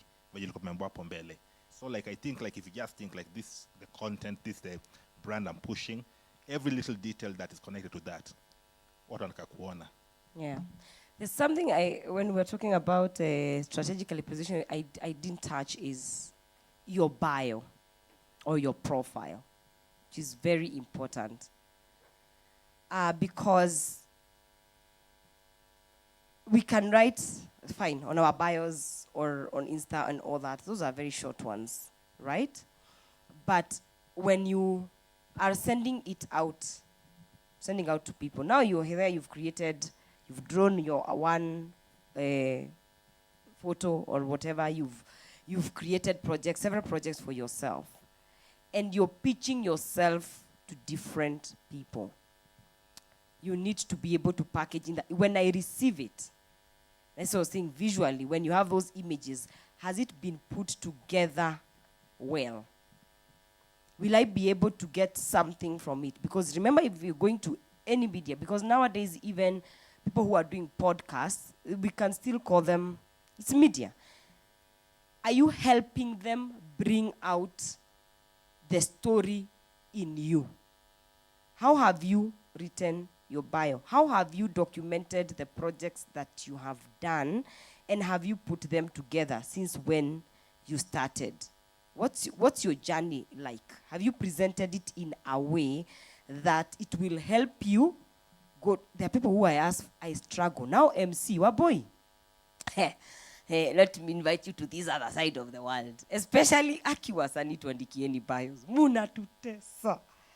Especially now vernacular artists, because I want to be able to do justice to you, whether I am a TV presenter, whether I am an MC, I'm a podcast host, and that thing of I will leave it you to. It feels good when I read remember your name, CJ. And when I read about CJ and you see, oh, it is so nice to get a proper introduction. But if I have to go pambanyaing for information, when you said this thing there, then you had gone to here and said this, I have to go and search. Uko kwa your YouTube, you have said, I am an artist.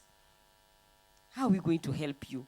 You get what I mean? So, and most people don't think it's needed, but it's for people to help you to bring out that. How has your dancing journey been? Started at this time, inspired by this person, and with that, it's very, the people who read will come across it. I personally have gotten gigs because of the profile that I have sent. I remember last year I did a launch for Skin Soul they were doing, and I sent it. And again, you can package it different if you have time for different clients. There's corporate clients who need to see that side. And like by the person, we said it's a lot of It's a lot of work and it's a journey. You learn as you go. You learn as you go. But please, even if it looks aesthetically pleasing, please back it up with skills. And whatever you, please back it up with content. Because nowadays we are focusing so much on the look and feel, and we forget the whole point behind it. So we are having, you present yourself as this, but then you forget that this is to assist you bring out the best. If it's helping people, if it's singing, if it's, so work on both of them so that they are at par. So that you don't present yourself very well. Let's go, I can see your hand up. But again, you come huku nyuma ata manzi, ata uwezi imba. You see, you know. So we package that well, and not everyone knows how to write there. But of course, nowadays there are platforms that can help you put it together. There's Canva.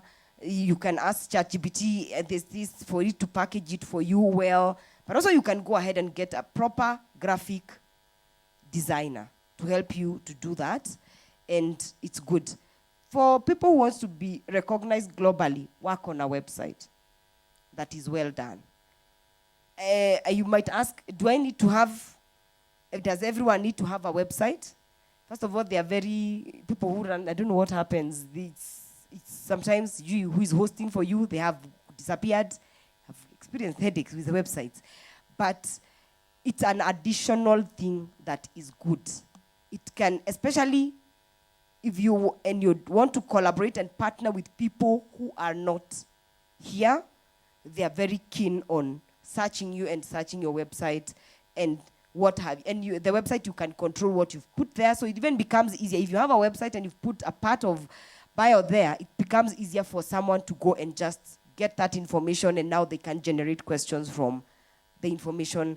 Yeah, so bios, profiles, media kits for artists, the projects that you've worked on, having it have clickable links, and that's now where the image comes in, because you present it in a nice way. It will assist and make your journey easier for discovery. There was a question, I don't know if you address it now. So, I know you are almost getting to the last part of the presentation. So there's something that we, I think we have to revisit to help give perspective. Yeah. We are going back to the first part where you said creative identity.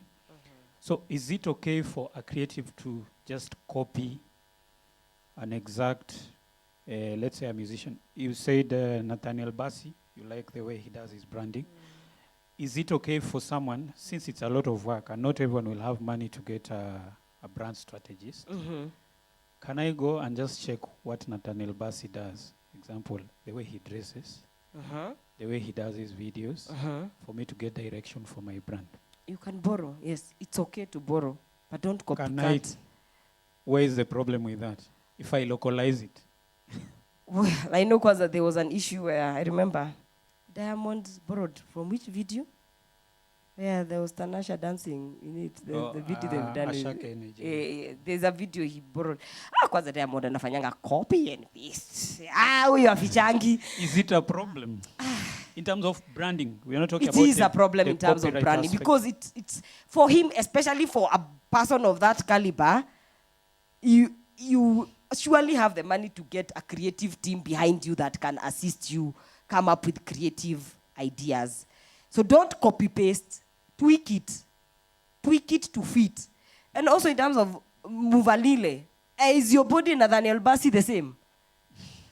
You know what I mean? Yeah. We are all, you could laugh a thing or two about, it could be the heart, it could be the hair, but tweak it to fit you. Understand your you first, right? Then now, when you borrow, don't chukua. Yes, you can tweak a thing. Also, give it your, because for sure there's nothing new under this. As in, at anything that we are doing, hata kama ni kutengeneza Noah alienda mbele yetu. So that's why we are creatives. We give that creative touch to it. Your own, your Nonsizi, your CJ, your other person. If I see it, I'll say, oh, I think there was this, but I added this. And it can be something very tiny. Yeah. Okay. Yeah, now we have 30 minutes. As we will wrap up, we will merge with his question. I know we are here from different creative industries. So if you feel like your industry has not been touched on, you have a question that is very specific for whatever you do, this session is for you now to ask that question for Agnes to answer. Because I know she has dealt with a lot of musicians, so maybe ameongejea wasanii sana. So if you have that type of specific question, just prepare it. We will ask, and then she'll be able to answer that in the last segment. Yeah. Yeah.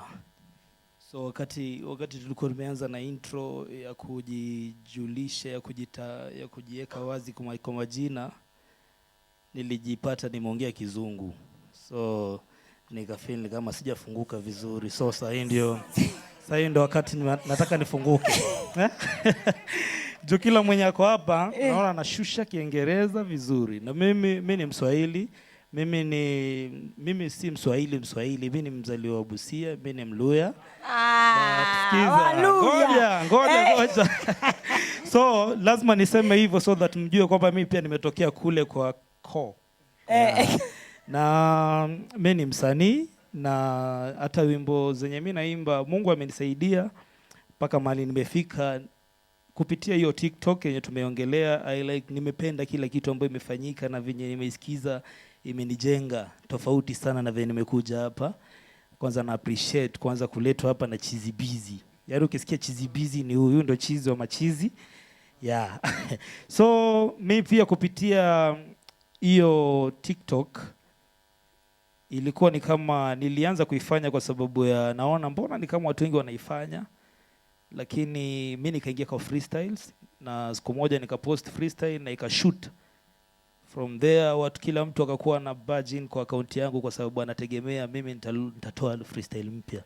So nikajua kumbe nikakuwa tegemeo kwa wengi na nikashika mashinani na hivyo ndo nikagrow kwa TikTok na sasa hii niko over 60,000 na imenijenga pia YouTube. Ukienda ukinisearch Davrix Dafubu at least niko over 7,000 subscribers na ninaomba Mungu nyote mkinisubscribe naweza fika 8K ama na mkinishare.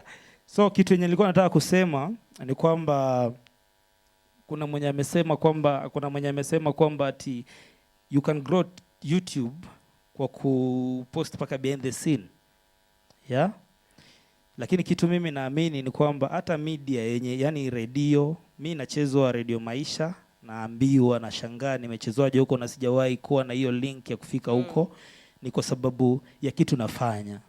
Nadhani ukifanya vizuri alafu muda mwafaka, yani wakati wako ikifika na unafanya vizuri, unaweza faulu ya wakati wa Mungu. Yani hata ufanye aje kama wakati wako haijafika, uongo. Utaona ni kama umerogwa. Hapana, ni kwa sababu hivyo ndio venye iko wakati mwafaka. Haya, hata tukingojeanga wakati wa Mungu, kuwa tayari. Sababu wakati unaweza kupata kama haujui what do I do next. That's why tunasemanga kukuwe na plan yako hata mwaka ukianza, no matter how vaguely it is. Mwaka naweza taka kufanya hivi. Ndio huo wakati wa Mungu ukikuja, hela ikuje. Sababu kwanza kama kuna kitu ina confuse wasanii ni hela. Besha. You get money and then either you didn't have plans or you don't apply to that. You just get confused. So it is good as you're waiting for the Lord's time and discovery, also be prepared for that time. Sawa? I would want kuongeza vitu kadhaa. Sitaongea Kiswahili. Another thing is you need to monitor what is working and adjust. What is working for you and what is not working?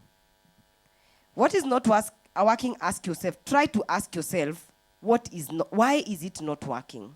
If you don't get a reason, because sometimes upatangi sababu ya why it's not working, don't focus on what is not working. Focus on what is working. Because already being a creative is a tough space.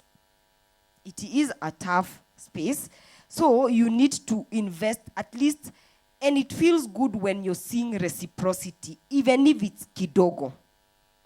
So most of the time, you cannot be focusing on pushing, skuma, by the other artists who push music, no, imetosha. Itaenda ikitaka. And there's some songs you push and like this one, you do all the challenges and it's okay to admit, and that's how we learn. Because this journey you learn through trying, you fail, and I don't look at it as failure, I look at it as a lesson. What did we do right here?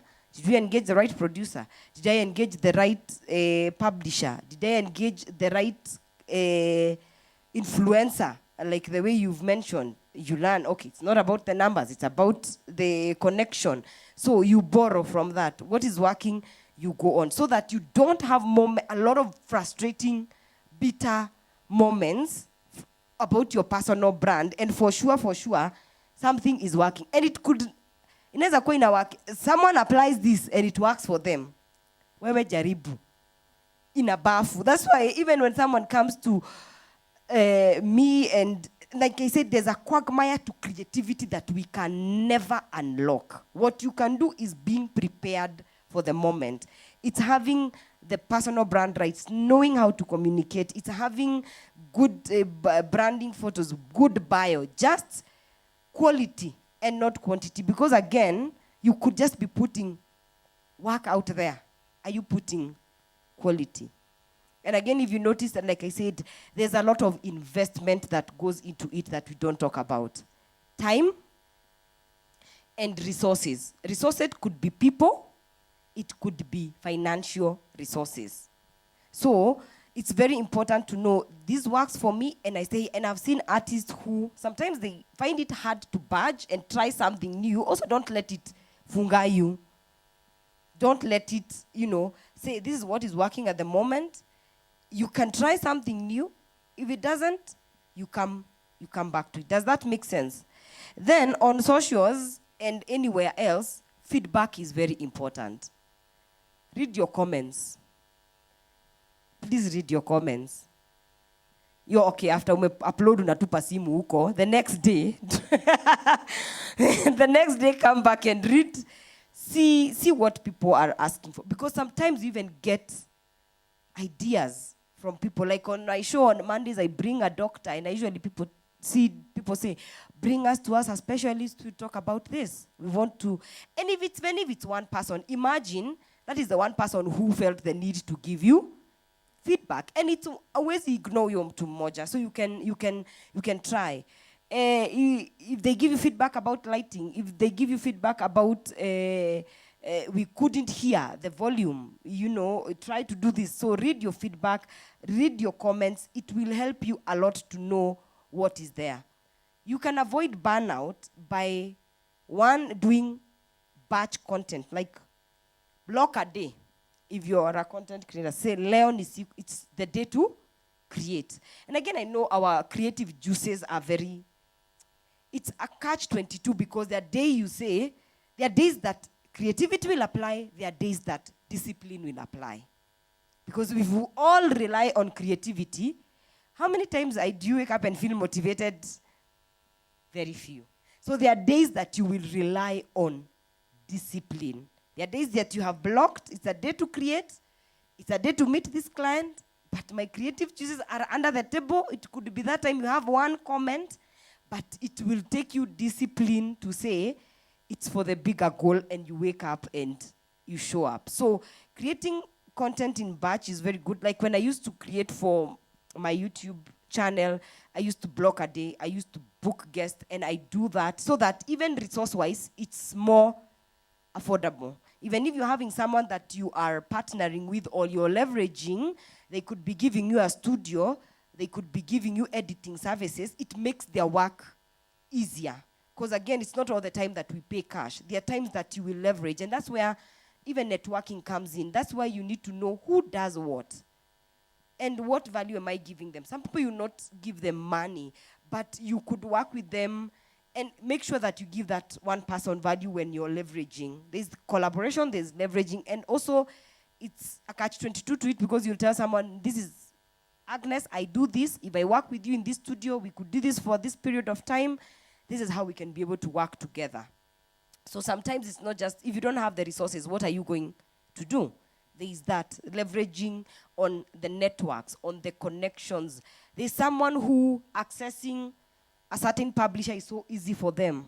It's just, but if you don't, and that's why coming out of where you are, out of your creative room is very important.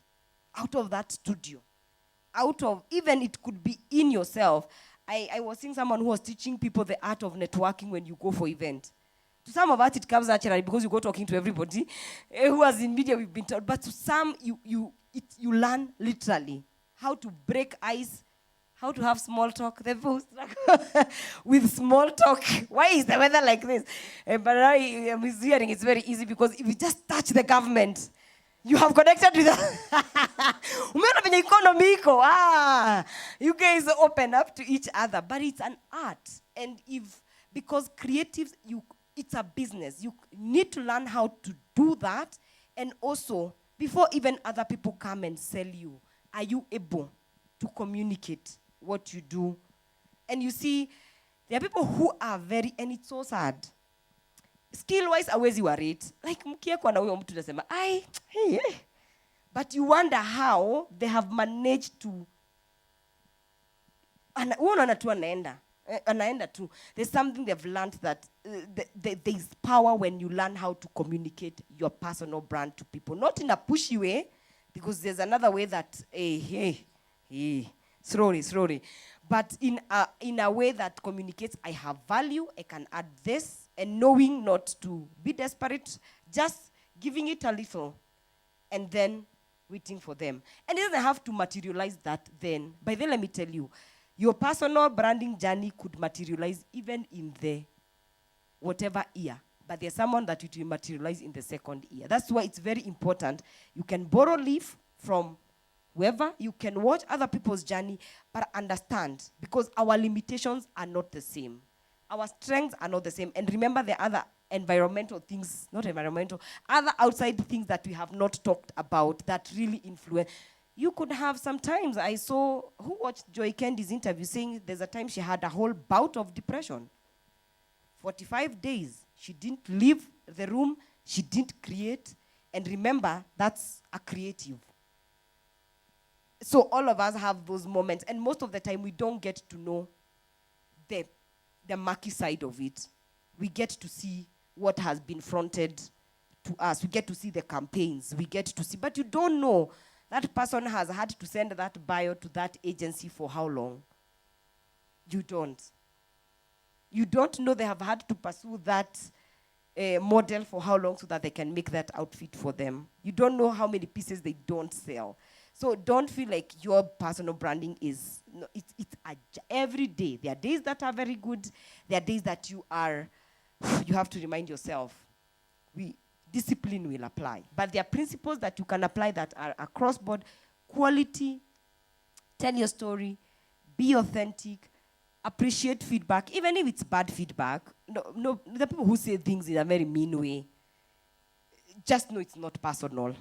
You take the information, separate the emotions, because also creatives, we can be emotional, especially when we are corrected on our things. Yes, learning how to take feedback is a skill on its own. And then I was saying to avoid burnout, do the batch content block a day. Also, you can schedule posts. Times have changed now. There are apps that help you do that. And then it's okay to take breaks. Imagine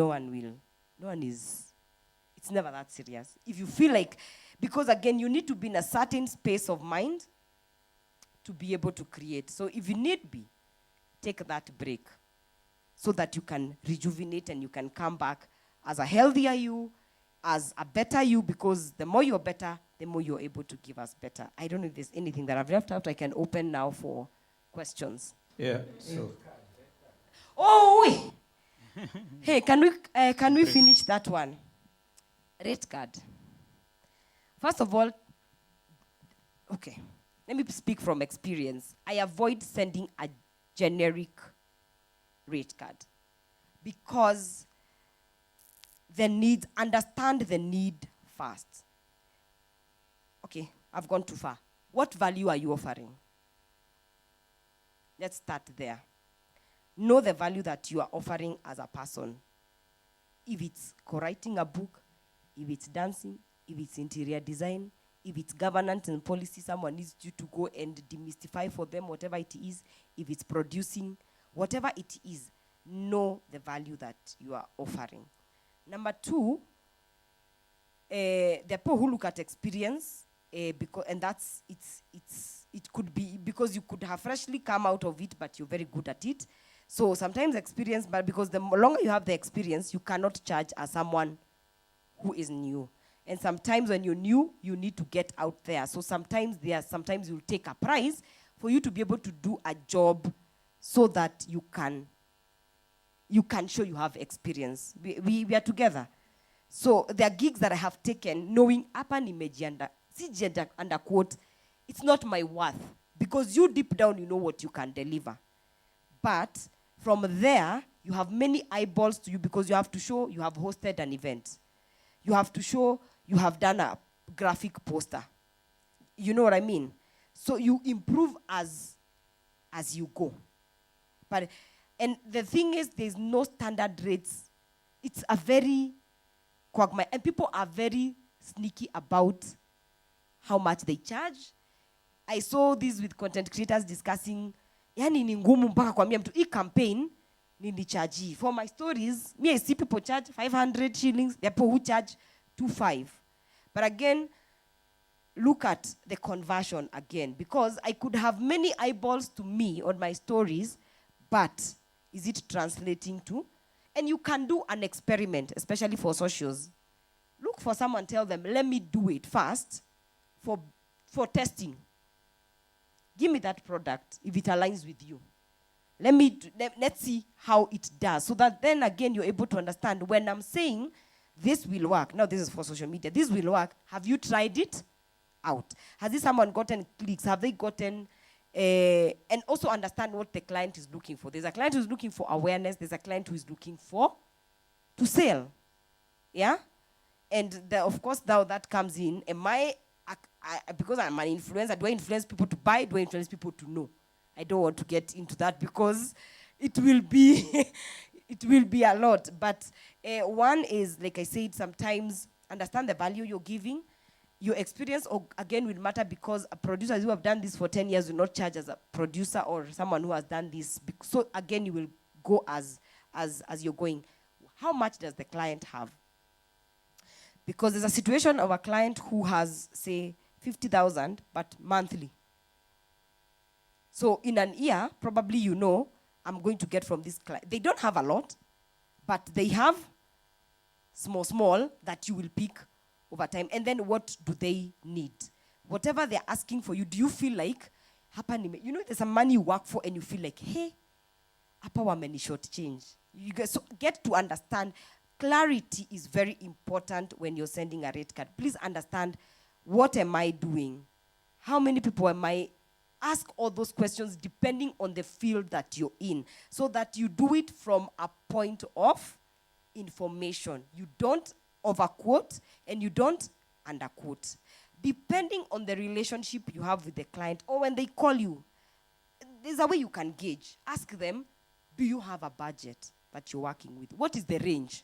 Because if they mention the range that is under you, you have no business engaging that. If you feel like it will really not bring out, you feel like you have been taken advantage of. So sometimes, like I say, depending with the client, there are clients who call, you can tell. That's happened, your psychologia inaingililia. You can tell from you can ask, do you have a budget that you're working with that can guide us? There's some that will tell you, give us your quotation. But I believe every project usually, there's some people who don't know, and again, there's some who look for last minute, especially artists wanatafutangwa last minute. It's a thing. We don't have entertainment. So you probably get the scripts of the budget. But scripts of the budget in an NGO or a corporate, it could be good scripts of budget comparing to. So there's never a standard. But I avoid sending, because one, you can send a generic one that has your worth, and you know this is my worth completely. it will keep that. But then the person will say, hey, when it's expensive, there's some clients who not can get back to you and tell you, because maybe you may pay 100K, they have a budget of 40. But also ask questions. Can I tailor make something for this? Can I come with a band and this and this? Can this work for you? If it's social media, can we work on this and this and this and not do this? What am I saying? You can leave money on the table. Sometimes you feel, and there are situations where we've returned money. That's a conversation for another day. Because again, there's someone who will pay you well, but they will really, that money is, So red card, for different industries, it's different. And I've seen nowadays even ChatGPT is giving you ideas. Hey, kuna time nilipea some crazy money. I'm like, hey, Kenya. But get to understand the scope of the job, know your worth. And as you network with people, you will get to know for such, how do you charge? Like for corporate, how much do they pay? What you will get to know different whatever. And again, you learn as you go. Sometimes you overquote, you lose the gig. And again, there's so much to these things because there's also backstabbing. There's someone who will offer the same services, take lesser money because they need the money, But there's someone who say, me, beyond this, I feel like I might not be able to engage with it. So there is no standard, I can tell you, but there are things that can guide for you to come up with. And most of all, bottom line is about, are you able to take care of the client's needs? Have you met their needs and their, yes, whatever they wanted, have you met that? And if you make profit, well and good. And again, if you have a band, you have to know how much do I pay per head in the band, or, if it's hours, how much hours do I put into this practice? Because there's so many things that inform a rate card. That's why even when you're going to salaries, you count those 4 years that you are in the university, that your parents said even during Russia, who you are to haizi toka huku. So there's so much, but depending on the field you're in, ask people to guide you, not to give you that necessarily, like how much are you paid. There are people who are open about it, they don't mind. And also, like, there's the channel, the Financially Incorrect has been helping a lot with just opening perspectives of charging, of dealing with money and all that. Yeah, so I hope I've answered in the most politically correct possible way. So if you'll allow me to add something. So if you are creative and you're trying to find where do you fall with the red card, you can categorize yourself in 3 spaces. Entry level, intermediate, or expert, stroke advanced. That one, look at the skills that you have, and you will know where you fall among those 3. Because what those things will assist you, you will know if your skill level and your experience level is entry level. We've had instances of whereby someone quotes, let's say, a PR job for 300,000 Kenya shillings. Yet deep down they know they are worth 20,000. The reason, if you promise that you'll deliver 15 TV interviews, deep down you know if you do your best, you can only deliver 2. You'll turn out like a fraud. Because they'll give you that 200,000, which is the expert level, how they're paid, but you can't deliver. So the easiest will be you growing. If you know you're intermediate, you'll need to know, for me to become an expert and be paid like so-and-so, who is in my field, what do they have that I don't have? So that I ensure, if it's experience, I ensure I have handled enough projects for me to be able to execute this thing like this. And you can't fake being effective or giving deliverables. You can't fake that, because that is what someone will determine in knowing that I paid this person and they are a fraud. They didn't deliver. Since what we offer is service, that is the easiest way you will rank and create a rate card that is around that. Sometimes you might be lucky. For example, for us, when we started our company, the PR company, the first client we got paid us 100,000. Yes. 2016. That was the first client. Deep down, we knew the maximum this person was supposed to pay us is 30,000 Kenya shillings. Because we didn't have access to the things we were promising. But what we did, we leveraged with our network, in that we knew we will have to take this person to all these stations we promised. So even if I'm to call an existing presenter who doesn't know me completely, and I promise I'll buy them lunch to give me this interview. So you see, it comes, yes, that whatever you quoted comes, but it comes with a bigger responsibility of you being able to deliver. Because we didn't have access to the things we were promising, but what we did, we leveraged with our network, in that we knew we will have to take this person to all these stations we promised. So even if I'm to call an existing presenter who doesn't know me completely, and I promise I'll buy them lunch to give me this interview. So you see, it comes, yes, that whatever you quoted comes, but it comes with a bigger responsibility of you being able to deliver. Or you accepting where you are as you grow. So the easiest is those three things that I've shared. You know where you belong in terms of your skill level. So that will guide you on how you create your red card, and then you grow as you proceed. Till there's a place you'll reach. No one will have to tell you that you're among the best people in this field that you are, and this is how you should charge. Automatically you will know. From the type of questions, inquiries that you're getting, calls, you'll know that I'm one of the few people who are really good at this thing, and this is what people in our field are charging, and this is what I charge. And just bearing in mind whatever Nonsizi has shared, most of the time don't preempt in terms of share your rate card, you share. Maybe we can have a company that is from outside. Their rates are very different. They pay in USD. They ask you to share your rate card for emceeing. Their budget for emceeing was 900,000 Kenya shillings for 4 hours. And since locally we are used to 4 hours, you are given 50,000. Maybe they inquired the normal rates here, but they still want to pay by the rate that is ideal. So the easiest is you to ask, what was your budget? And then they'll tell you, okay, you send us what your rate card is, then you'll send. But don't always be the first one to share, this is my rate card. Because we operate in a very fluid type of business, especially in Africa.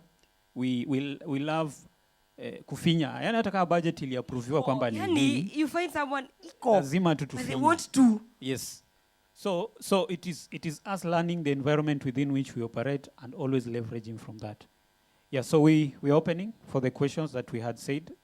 Any question that is very something that you feel like has not specific. been covered, especially if you feel like this one should have been touched. Yeah.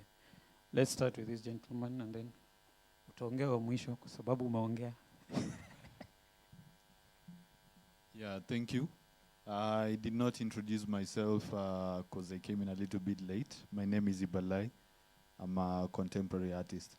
So as we are all expecting to grow bigger, most of these things we are doing it right now.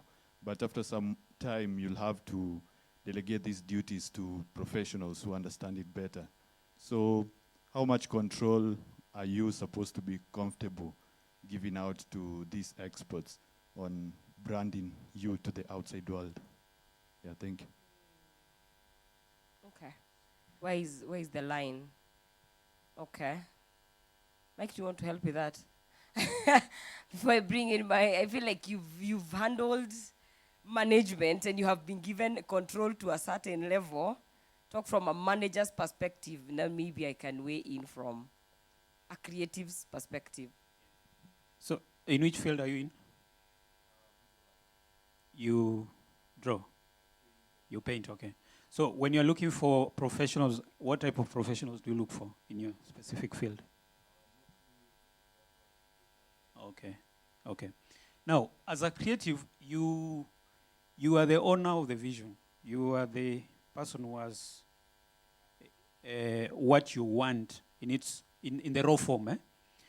It might not be perfect, ready for the market, but you are the person who has an idea of who you are, what you want. So be very keen in when you're identifying professionals that you want to work with. They need to be people who can deliver what you're looking for.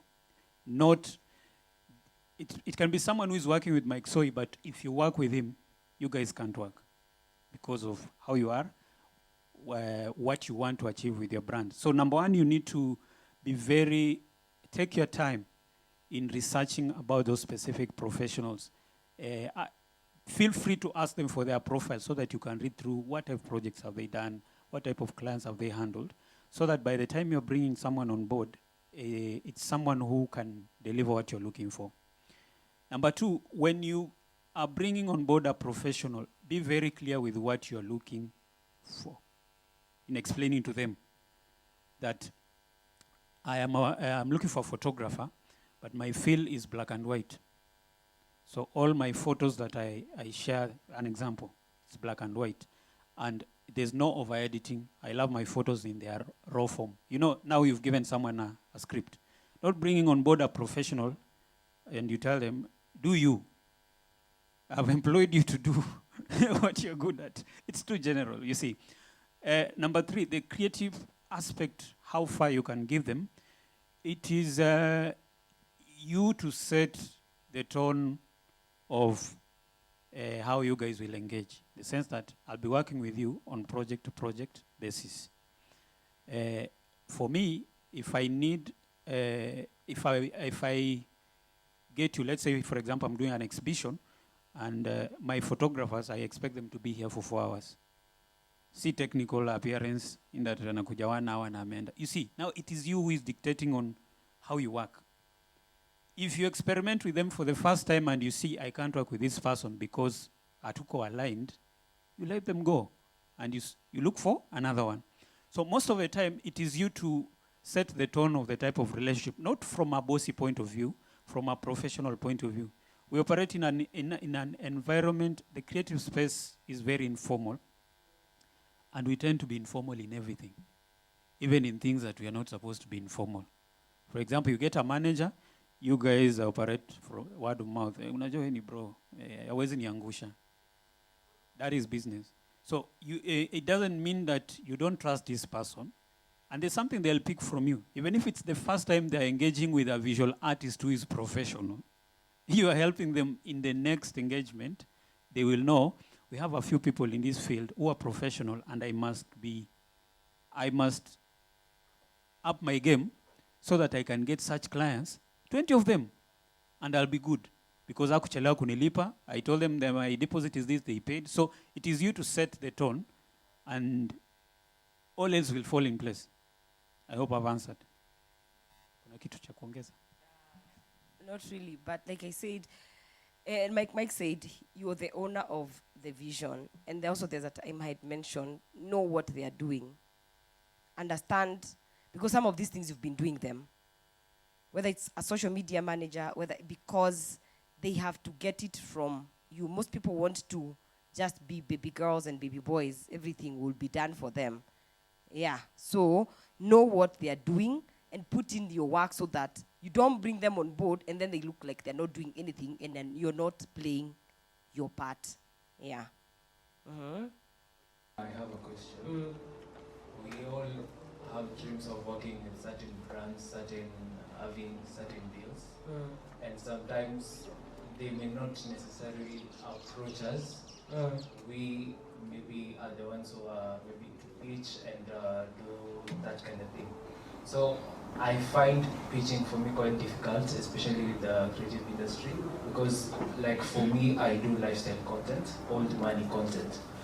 The brands I want to work with are people like Ralph Lauren, some international brands, and for me pitching to them without maybe numbers or having those stats might be quite difficult for me. Yeah. So are there like tips for me as a creative pitching to a brand? Also, because I'm shaking so much right now because of speaking to you. It's okay. Just breathe. I feel like I won't have this mic again. Let me introduce myself again. Yes. My name is Njirito Kariuki. I do YouTube. I want to do YouTube full time.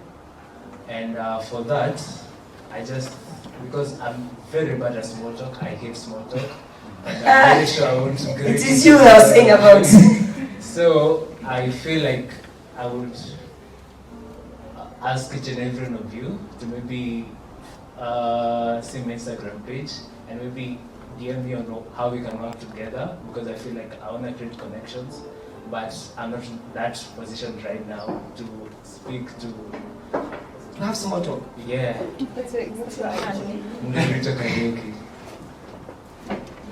Okay. Tell me more about old money. Old money, No, I want to understand the. Yeah. Okay. I am very privileged to come from a family set up with a dad, a mom, who are brought up with quite different values and a certain lifestyle. Like, there are certain things my family likes. Like, we are the type of people to maybe appreciate golf, tennis, like appreciate classic cars, appreciate wine, or some like it's old money. Yeah, like something that isn't flashy. Yes. Okay. Like it isn't flashy. Okay. It's I get it. fun. Yeah. So, and in Kenya, the only person I've seen, a male person I've seen maybe with that kind of character is Eli Mwenda. So I feel like for me to grow up to that kind of level, it's quite difficult for me. It's a niched, so niched, Very. like niche thing. So I know brands. They are like, I wanna work with Joka Joka, I wanna work with Arani, I wanna work with certain brands in Kenya. But now the pitching part is where the quagmire is. And also to maybe most Gen Zs are quite flashy and quite trendy. So I know there's that audience, but to find it, there's something. So I get it. Yeah. Okay. So it's very niche. Yeah. So one is you have to continue doing it. That's one. For sure you can't not do it. So consistently keep putting it out there. Even me, I would want to learn. I mean, I don't come from what money, but who knows? Who knows? So, because it's an interesting, you see the way okay, fine. It's those things, we know them, they're scattered, the classicals and all that, but now put together, it's a whole new concept. Leverage on platforms that are not YouTube to take guys to YouTube. Because I see, so let me give an example with me. I could not be a target person, but if I see something very catchy on TikTok has probably 1 minute, and someone has said something very interesting, I want to listen to the whole other part of it. I see documentaries about this matter happened at this time. I'm like, okay, I want to know the rest, because it's interesting. So leverage on other platforms that are doing short, interesting, and there are skills that you have to learn, like knowing which part do I cut to put it there. You know, it's a skill on its own. You need to learn, how do I get this audience? Because one, you have to get the community first, because by the time you're going to Joka Joke, you have to tell them, I already have the community that can purchase your 60,000 bag. So their main challenge right now is not even the brands, it's creating this very niche community. And do you also ask yourself, do you want to look like old money yourself? So if you want to, then how does old money look like? Yeah, DOA. Anyway, it's just okay. So if you want to look like old, then start looking like old money. Go ahead. So I feel like, you see this issue of being multi-talented? Yes. So I grew up watching YouTube a lot. That is what drew me into doing YouTube content. Yeah. And my type of YouTube content is quite experiential and quite challenging. Right. Like my recent video, I rented a girlfriend for 24 hours. Okay. That's like, what you are watching. Like it's something that I've not seen someone do. Okay. Like, it's something I want to challenge myself. I want to watch when I'm 70 and be like, I was so young and stupid and like okay. It's like a documentary of challenges I wanna do. Like Yeah. I wanna. There's a video I did. I went to all CJs in Kenya within a day. Like they are Okay. like, Okay. so Keep the doing issue- it. You have it. Yeah. So especially with being multi-talented, Yeah. like now for Instagram, I'm not finding. Okay, I wanna post now the golf things. Yeah. I wanna post let's say I went for wine tasting. I wanna post that. Yeah. But also I wanna make these people who are interested in learning golf, who are interested in private jets, watch this content that is like what's my dream video? I wanna do like I traveled the cheapest flight in Kenya. Okay. So like So how about you structure it? okay. Structure it. Have days. So and let people know. On Mondays, I'll be walking you through private jets, golfing, wine tasting. Okay. Make us and also on the highlights, let it be. Yeah, let it be a series so that I know, because you are multi-talented, I identify with one part of you, then I know on, like the way Ivy has Money Mondays, right? So all of us look forward to what is she going to talk about money on Monday. See, hiyo alituwekea na tukashika. So the little community that you have on different, like I'm saying Insta because it's very engaging and especially what you're doing, I feel like Insta can do well and TikTok as well. Then remember, it will go. And I'm very confident if it comes from here, it will go there. It's one of those things I see a snippet, I want to go and watch the whole thing. So upload your video on a Monday of you tasted wine in Tigoni, wherever, with all those rich people. Amen, hallelujah. And then now, get the snippet, come to us and tell, today is Monday. Today we went, I want you to go and watch it, put it on TikTok as well, so that every aspect of you that is, it's a lot of work. It is. And if you can do it, well and good, looks like you have the time. So give us a series. Let us know each and every day there's this to do about this. So you'll never know who is going to come to you. And now those brands will somehow, once you create the community, then now you can, because even getting Ted is a creative. And I see him very open-minded about working with people, but he's a business person as well. So once you give him the value as to why, and you tell me I have this community, every Monday we talk about these rich whatever things. Yeah, well and good. Okay. Yeah. I just remind each and every one of you to maybe. And also, you need to learn how to network, especially in that field you're in. People with old money, you know how they network.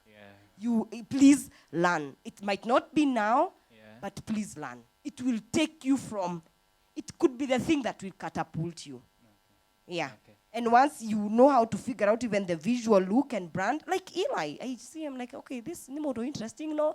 This hour is, you know, I can't relate with him, but he knows, he has learned that art of networking, because if there are people with resources, it is you people. You just need to tell them what you need to do.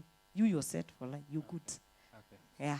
To help me network, please tell me how you think you can work with each and every one of you. Ni DM tu niambie tu venye.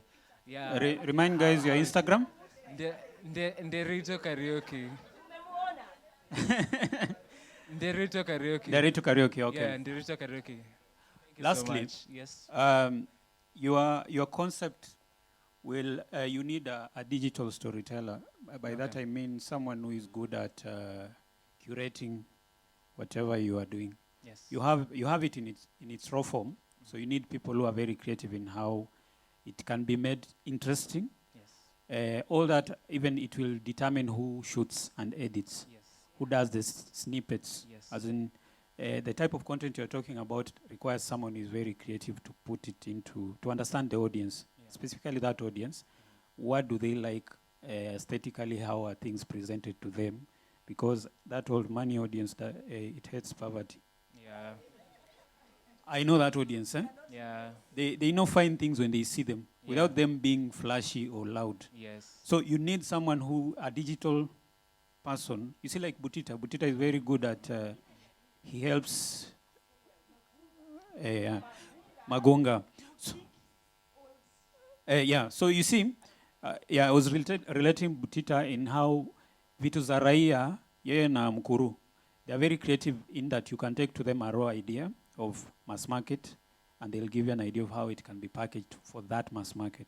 Like now Magunga, he knows how to sell something to appear like old money, even if it doesn't come from it. So you'll need to find such people, that the people will help you curate, yes, or follow them. It's more than having the idea. One last question, and then we wrap up this. Oh, okay. Let's hear from him, and then. So most of us, we find ourselves in depression, mental health. Like I've seen a friend of mine, one of my teacher died, Charles Ouda. She died, alijinyonga. Asa ni wengi wanajinyonga, depression. So how can we go undergo this? My second question. Where are you? Yeah, okay. Oh, sorry. I'm looking for the person who's talking, huh? Okay, nianze ama umesikia? No, I've had. I just needed to see. Sawa. Ya pili is, I see in the street books, they're being sold, how to be rich, how to make money. But I've never seen book, how to be poor, how to do this. So I'm asking myself, where do these people come from? These poor, because where do these poor people, they come from? And there's no books how to read that. So it's like an artist. You see, artist, you have just teach us how to prosper. Tell us how not to be poor, how not to not prosper, how not to failure. Because we see some artists too, they are fame, then suddenly they fall. My second last, I'm a commercial model. Additional, advertise IC Lion. Niko kwa hiyo billboard yao ya sahi, and calendar ya Safaricom ya this month. If you see, niko kwa hiyo picture. So the reason why I'm saying that, kwa hizi ma adverts, kuna kuoshwa do. Very much, there's kuoshwa do. And there's something that happened to me that I want to consult. If should I go with that one, ama nisifanye. There's a friend of mine alikuwa anafanya advert ya pombe. Then walikuwa nalipwa kila mse 150,000. Then the guy went, ilikuwa 2 days shoot. Akaenda shoot day 1, alipewa contract, asign na kusign. Akaenda tu kashoot akasema nimesahau home. Second day akakuja na akasema I'll give you. Ikifiki baki shot ya mwisho aliwaambia I can't do this. Kama mwezi nilipa $500,000, you asha shoot the first day and the second day. Kama mwezi nilipa $500,000, just leave me. So hao wase walikuja, aliwaambia $500,000. Aliwawekea client mpaka they sweat, walimlipa $500,000. So the rest of those people walifanya the same job, walipa 150 akalipa $500,000. So is this fair? Can we use this in this game ndio tuwafundisha hao wenye wanakola do yetu? So do you know that is the last time he's being paid $500,000 by that company? So amekula $500,000 yake, ameenda. Because who wants to work with someone who is geuziaing them? You put yourself, I always reverse, put yourself in the shoes of the client. You're not the model of the client. Yes, they will pay because probably they have no option, and going back again to auditioning other, it's too much. So they'd rather do that. And probably he's thinking, si wako na budget anyway, watatoa. You know what I mean? But that is the last time amekula yo pesa. So ni kukula inakaa nyingi, but that age, and then remember, word of mouth is very bad. This industry is very tiny. If I work with CJ and nipatie shida, and actually it comes out automatically, guy, me I'm seeing you're working with CJ. But then unajua venye anakuanga difficult. It's just that. So I can't advise you pull that move. Please answer it from his perspective also, as you unatetea wale sana. Oh, from a creative. Yes. No, I'm saying, yes, as a creative, you will bag the bag, but that's the last time you're bagging that one because... So what he meant, yes, there's a lot of shortchanging in that industry. But what you meant is 150 is not ideally the market rate, right? So was the market rate 500,000? The agency? In the middle. Okay. So and he found out. So as a creative, how can they navigate that? Okay. Well, the one thing is, and I've noticed, there is no way a company will approach you direct. These middlemen are the ones who, and that's why agencies are there and they are rogue. That's for sure. Very few times will you get a straightforward agency, right? So ask yourself, are you able to reach the client direct? Are you able to reach Safaricom direct? All the adverts you've done, are they agency or you've dealt with client?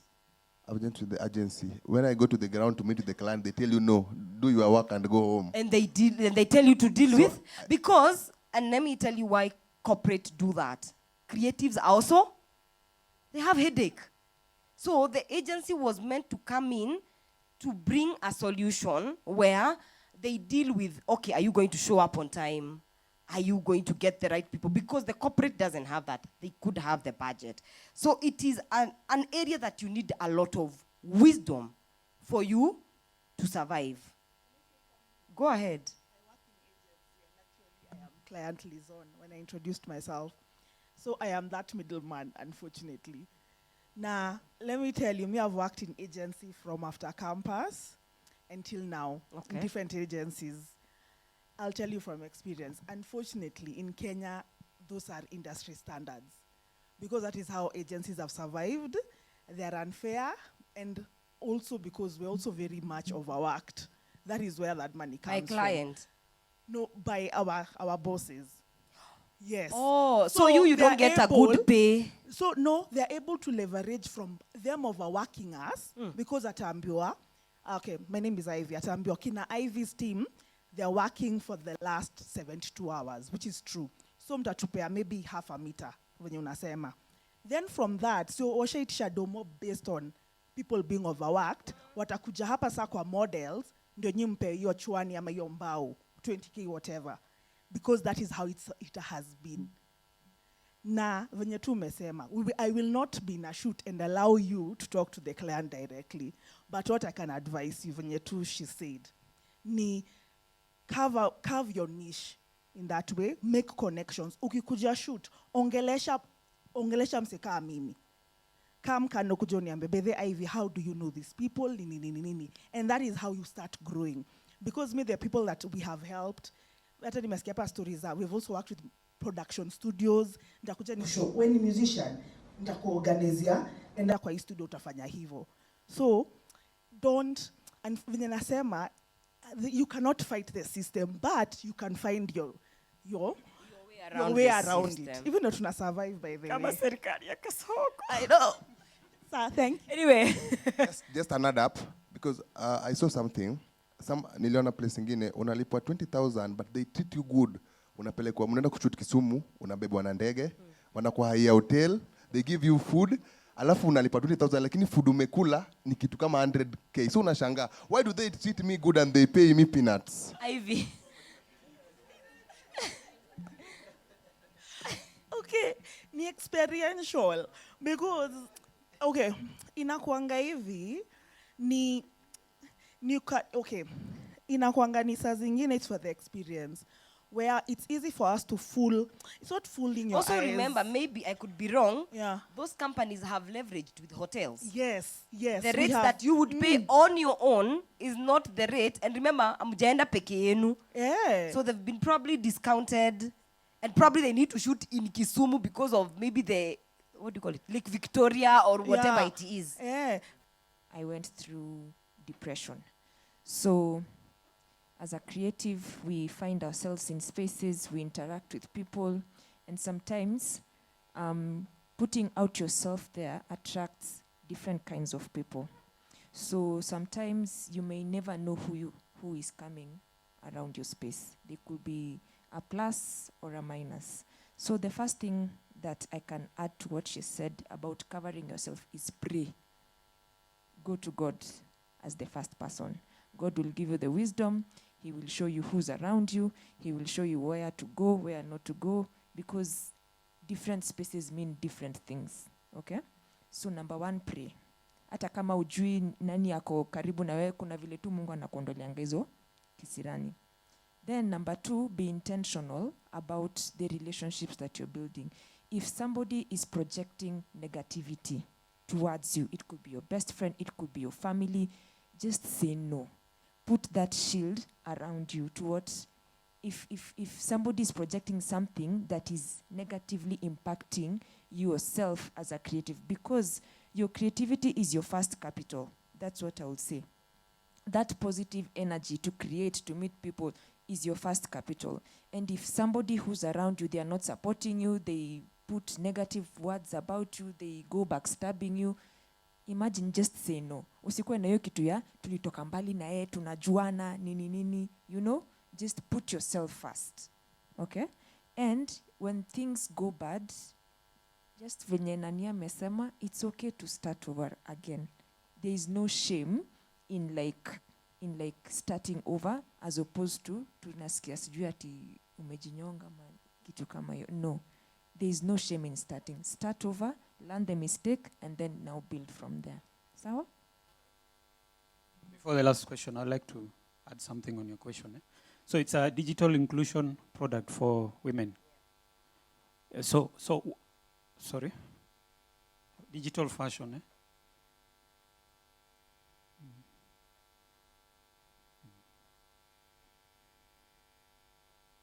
For young women, okay.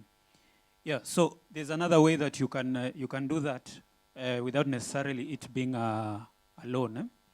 So I don't know, it's a systematic way of how things are working. We have a lot of things that are geared around women, the creative space, more than men here in Kenya. So we have a lot of grants in that space. It says that they can't give someone who is very fresh, you have an idea. They want to see it in action. So what you can leverage on is identify these bodies that are working with women. Example, Pinky Gelani's What Women Want. She does a lot of events. You can come on board as a partner with whatever you are pitching to them, as in whatever thing you're doing in the space of women, and they will guide you in the sense that you'll get to understand how that space is funded. Instead of you doing it on your own and going to financial institutions to give you money, it might be hard. It's very easy for you to get mentorship through them, through partnering with them to get mentorship on the things that you need to do to give it some strength. Also, just be on the lookout of a lot of these opportunities that are geared around, like the embassy, the Australian embassy has some programs that are geared around women in the creative space. It's identifying who is linked to what. Like we have a mutual friend who attends a lot of events over there.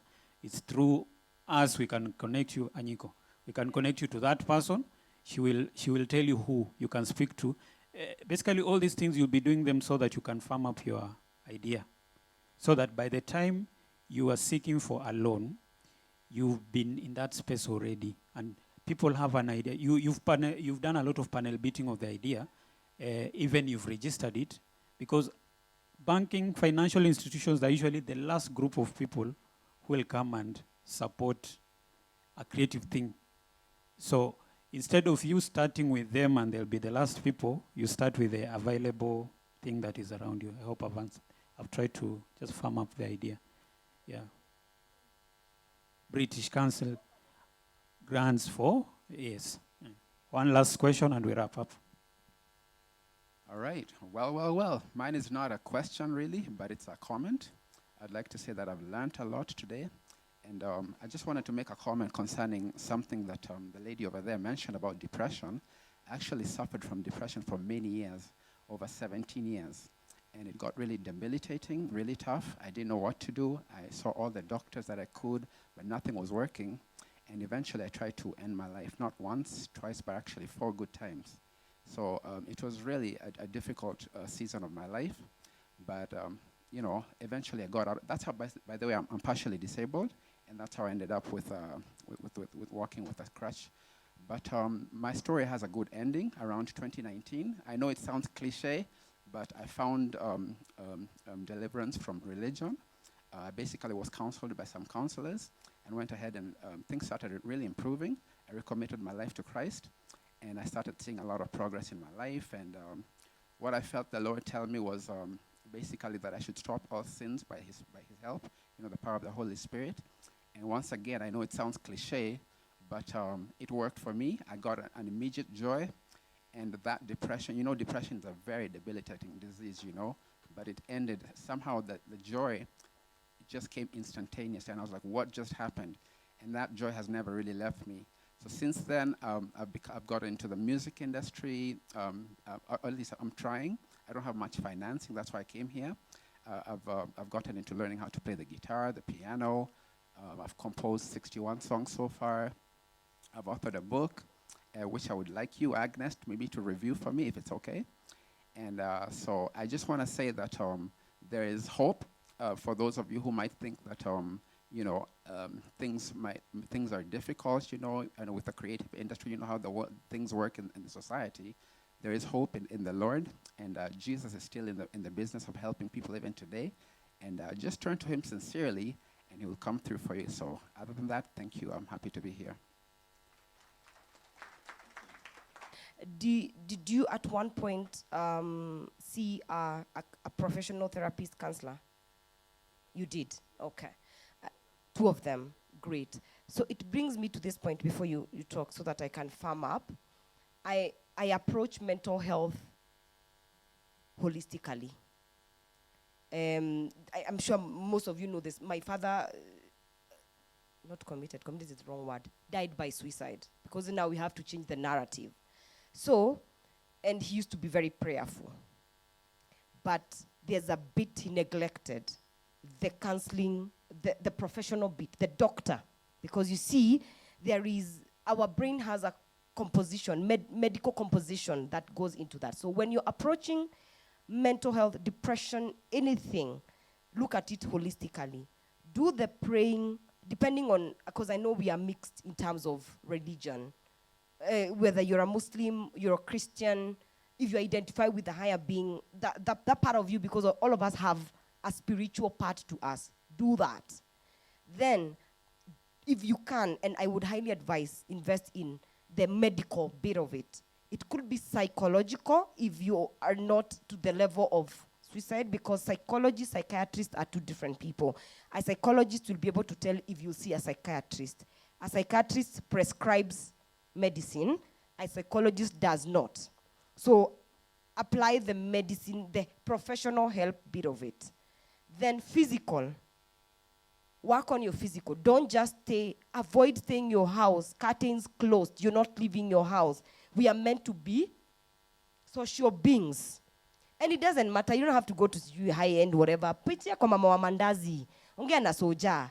Nani uliona akingia? Sikiza tu story twa mboches, uko kwa, do something, interact with human beings. Depression loves isolation, or mental health issues, they thrive in isolation. That's why during COVID, that's when most of these things resurfaced, because we were isolated. We were never meant to be isolated beings. And also your physical, if you can move your body, if you can work out. Doesn't have to pay for a gym. Stretch, go for nature walk, connect with the river, go walk barefoot, go to Karura. If you come from the village, at least retreat one day, go to the village, stay there. Skia on your knee to Kimba, the birds are singing. Watch the cows. If you have cows, you can go to. Nature helps a lot. That is another thing. So it's spiritual, physical,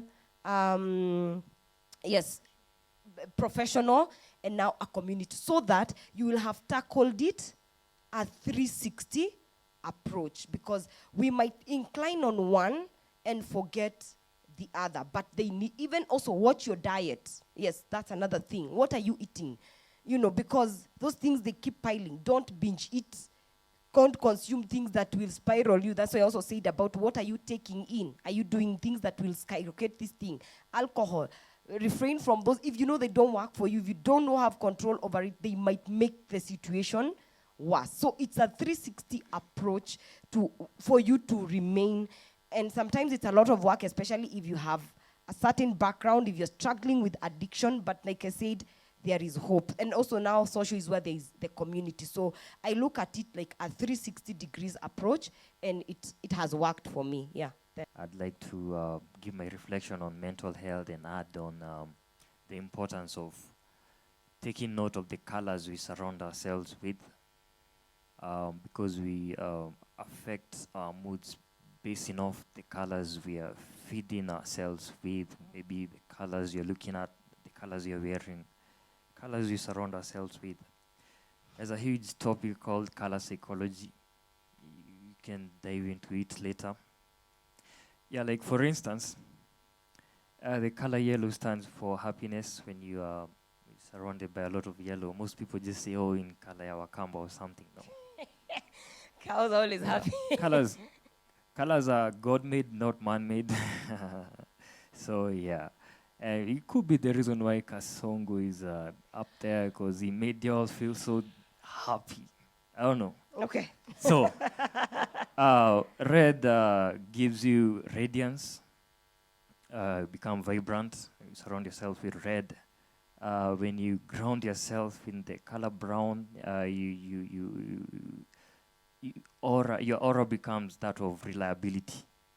And every color has a psychological nuance to it.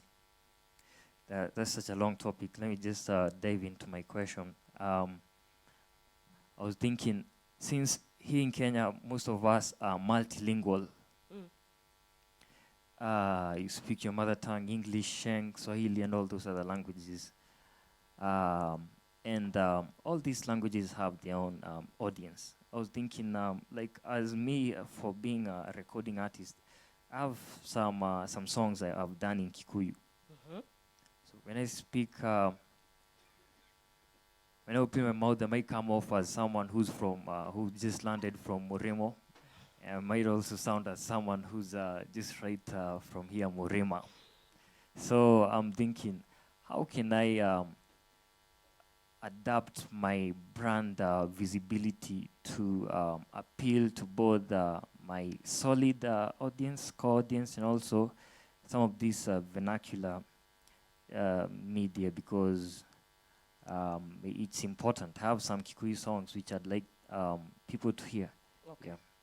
Have you released them? Yeah, only in audio form. Haven't done videos. Okay. Yeah. So, I love, let me tell you, most big artists are artists who are singing in the vernacular. We get very blinded by, like I said, Nairobi life can really blind you.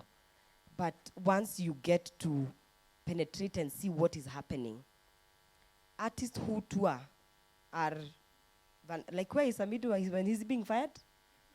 He's being fired? He's being fired when he's in there. Akotua na sio huku. So there's room for that. And the beauty about vernacular, there's this hunger they always want. So give them good music. Look at what, I don't know which, you can look at which artist do you feel like they can align, or if you have your unique thing, record it professionally, do a video, then that's why I come in as a publicist. How do we get it to go to there? Because that one takes one station. That's enough. Or for you to be discovered. Because even right now, the vernacular community, I don't say Kikuyu because there is now Isukuti Festival. The hyperlocal, they're big on places like TikTok. And we have seen some songs that had even looked like they were not existing come back. So look at where are these people consuming what are they are consuming. Place it there, strategically do. Kwanza now, that one does not even need a media tour. You don't. Just need it to be, if it's good, and that's what I'm saying, let it be of a certain standard. Because again, we tend to relate hyperlocal with they can just take anything. Squeeze hyperlocal wamejanjaruka. They want quality. So give them a certain standard, good production. If you can collaborate with artists who are in that line, the Irish, the Wanjaine, the Moringes, if there's a saxophonist, you can, and now events where they are, because the organizers are hungry for people to perform because they are not there, but the audience is here asking for it. Yes, so that one is, for you, I feel like it's a very low-hanging fruit that you can be able to leverage, and of course we can talk more, but there's room for that. Yeah. Okay, thank you. Let's wrap it there, tafadhali. Yeah, we can call it a wrap? Thank you so much, Nonsizi, for a wonderful session. Tume benefit sana. So where can people find you? Okay. And in case they need your services, how can they book you? So I'm on platforms. I'm on Facebook. Agnes Nonsizi. Nonsizi is Nonsizi. Once you type Nonsizi, we're like two of us. The other one is my cousin. She's a dancer. She's also good, but you'll see my face there. Yeah. So Agnes Nonsizi on Instagram and on Facebook, on X, on LinkedIn. Actually, across. Yeah, please LinkedIn. I'm very clear. I'm trying to establish who call LinkedIn. So I can be booked through. We have a number. The number that you guys were asking about, if you engaged with our poster, is the Airtel number 0731 958 206. 0731 958 206. We have a media relations company, Terrazzo New Media, for your media relations, for you to be seen, to be heard, for us to give you a communication plan, a media tour, all those things, we do that.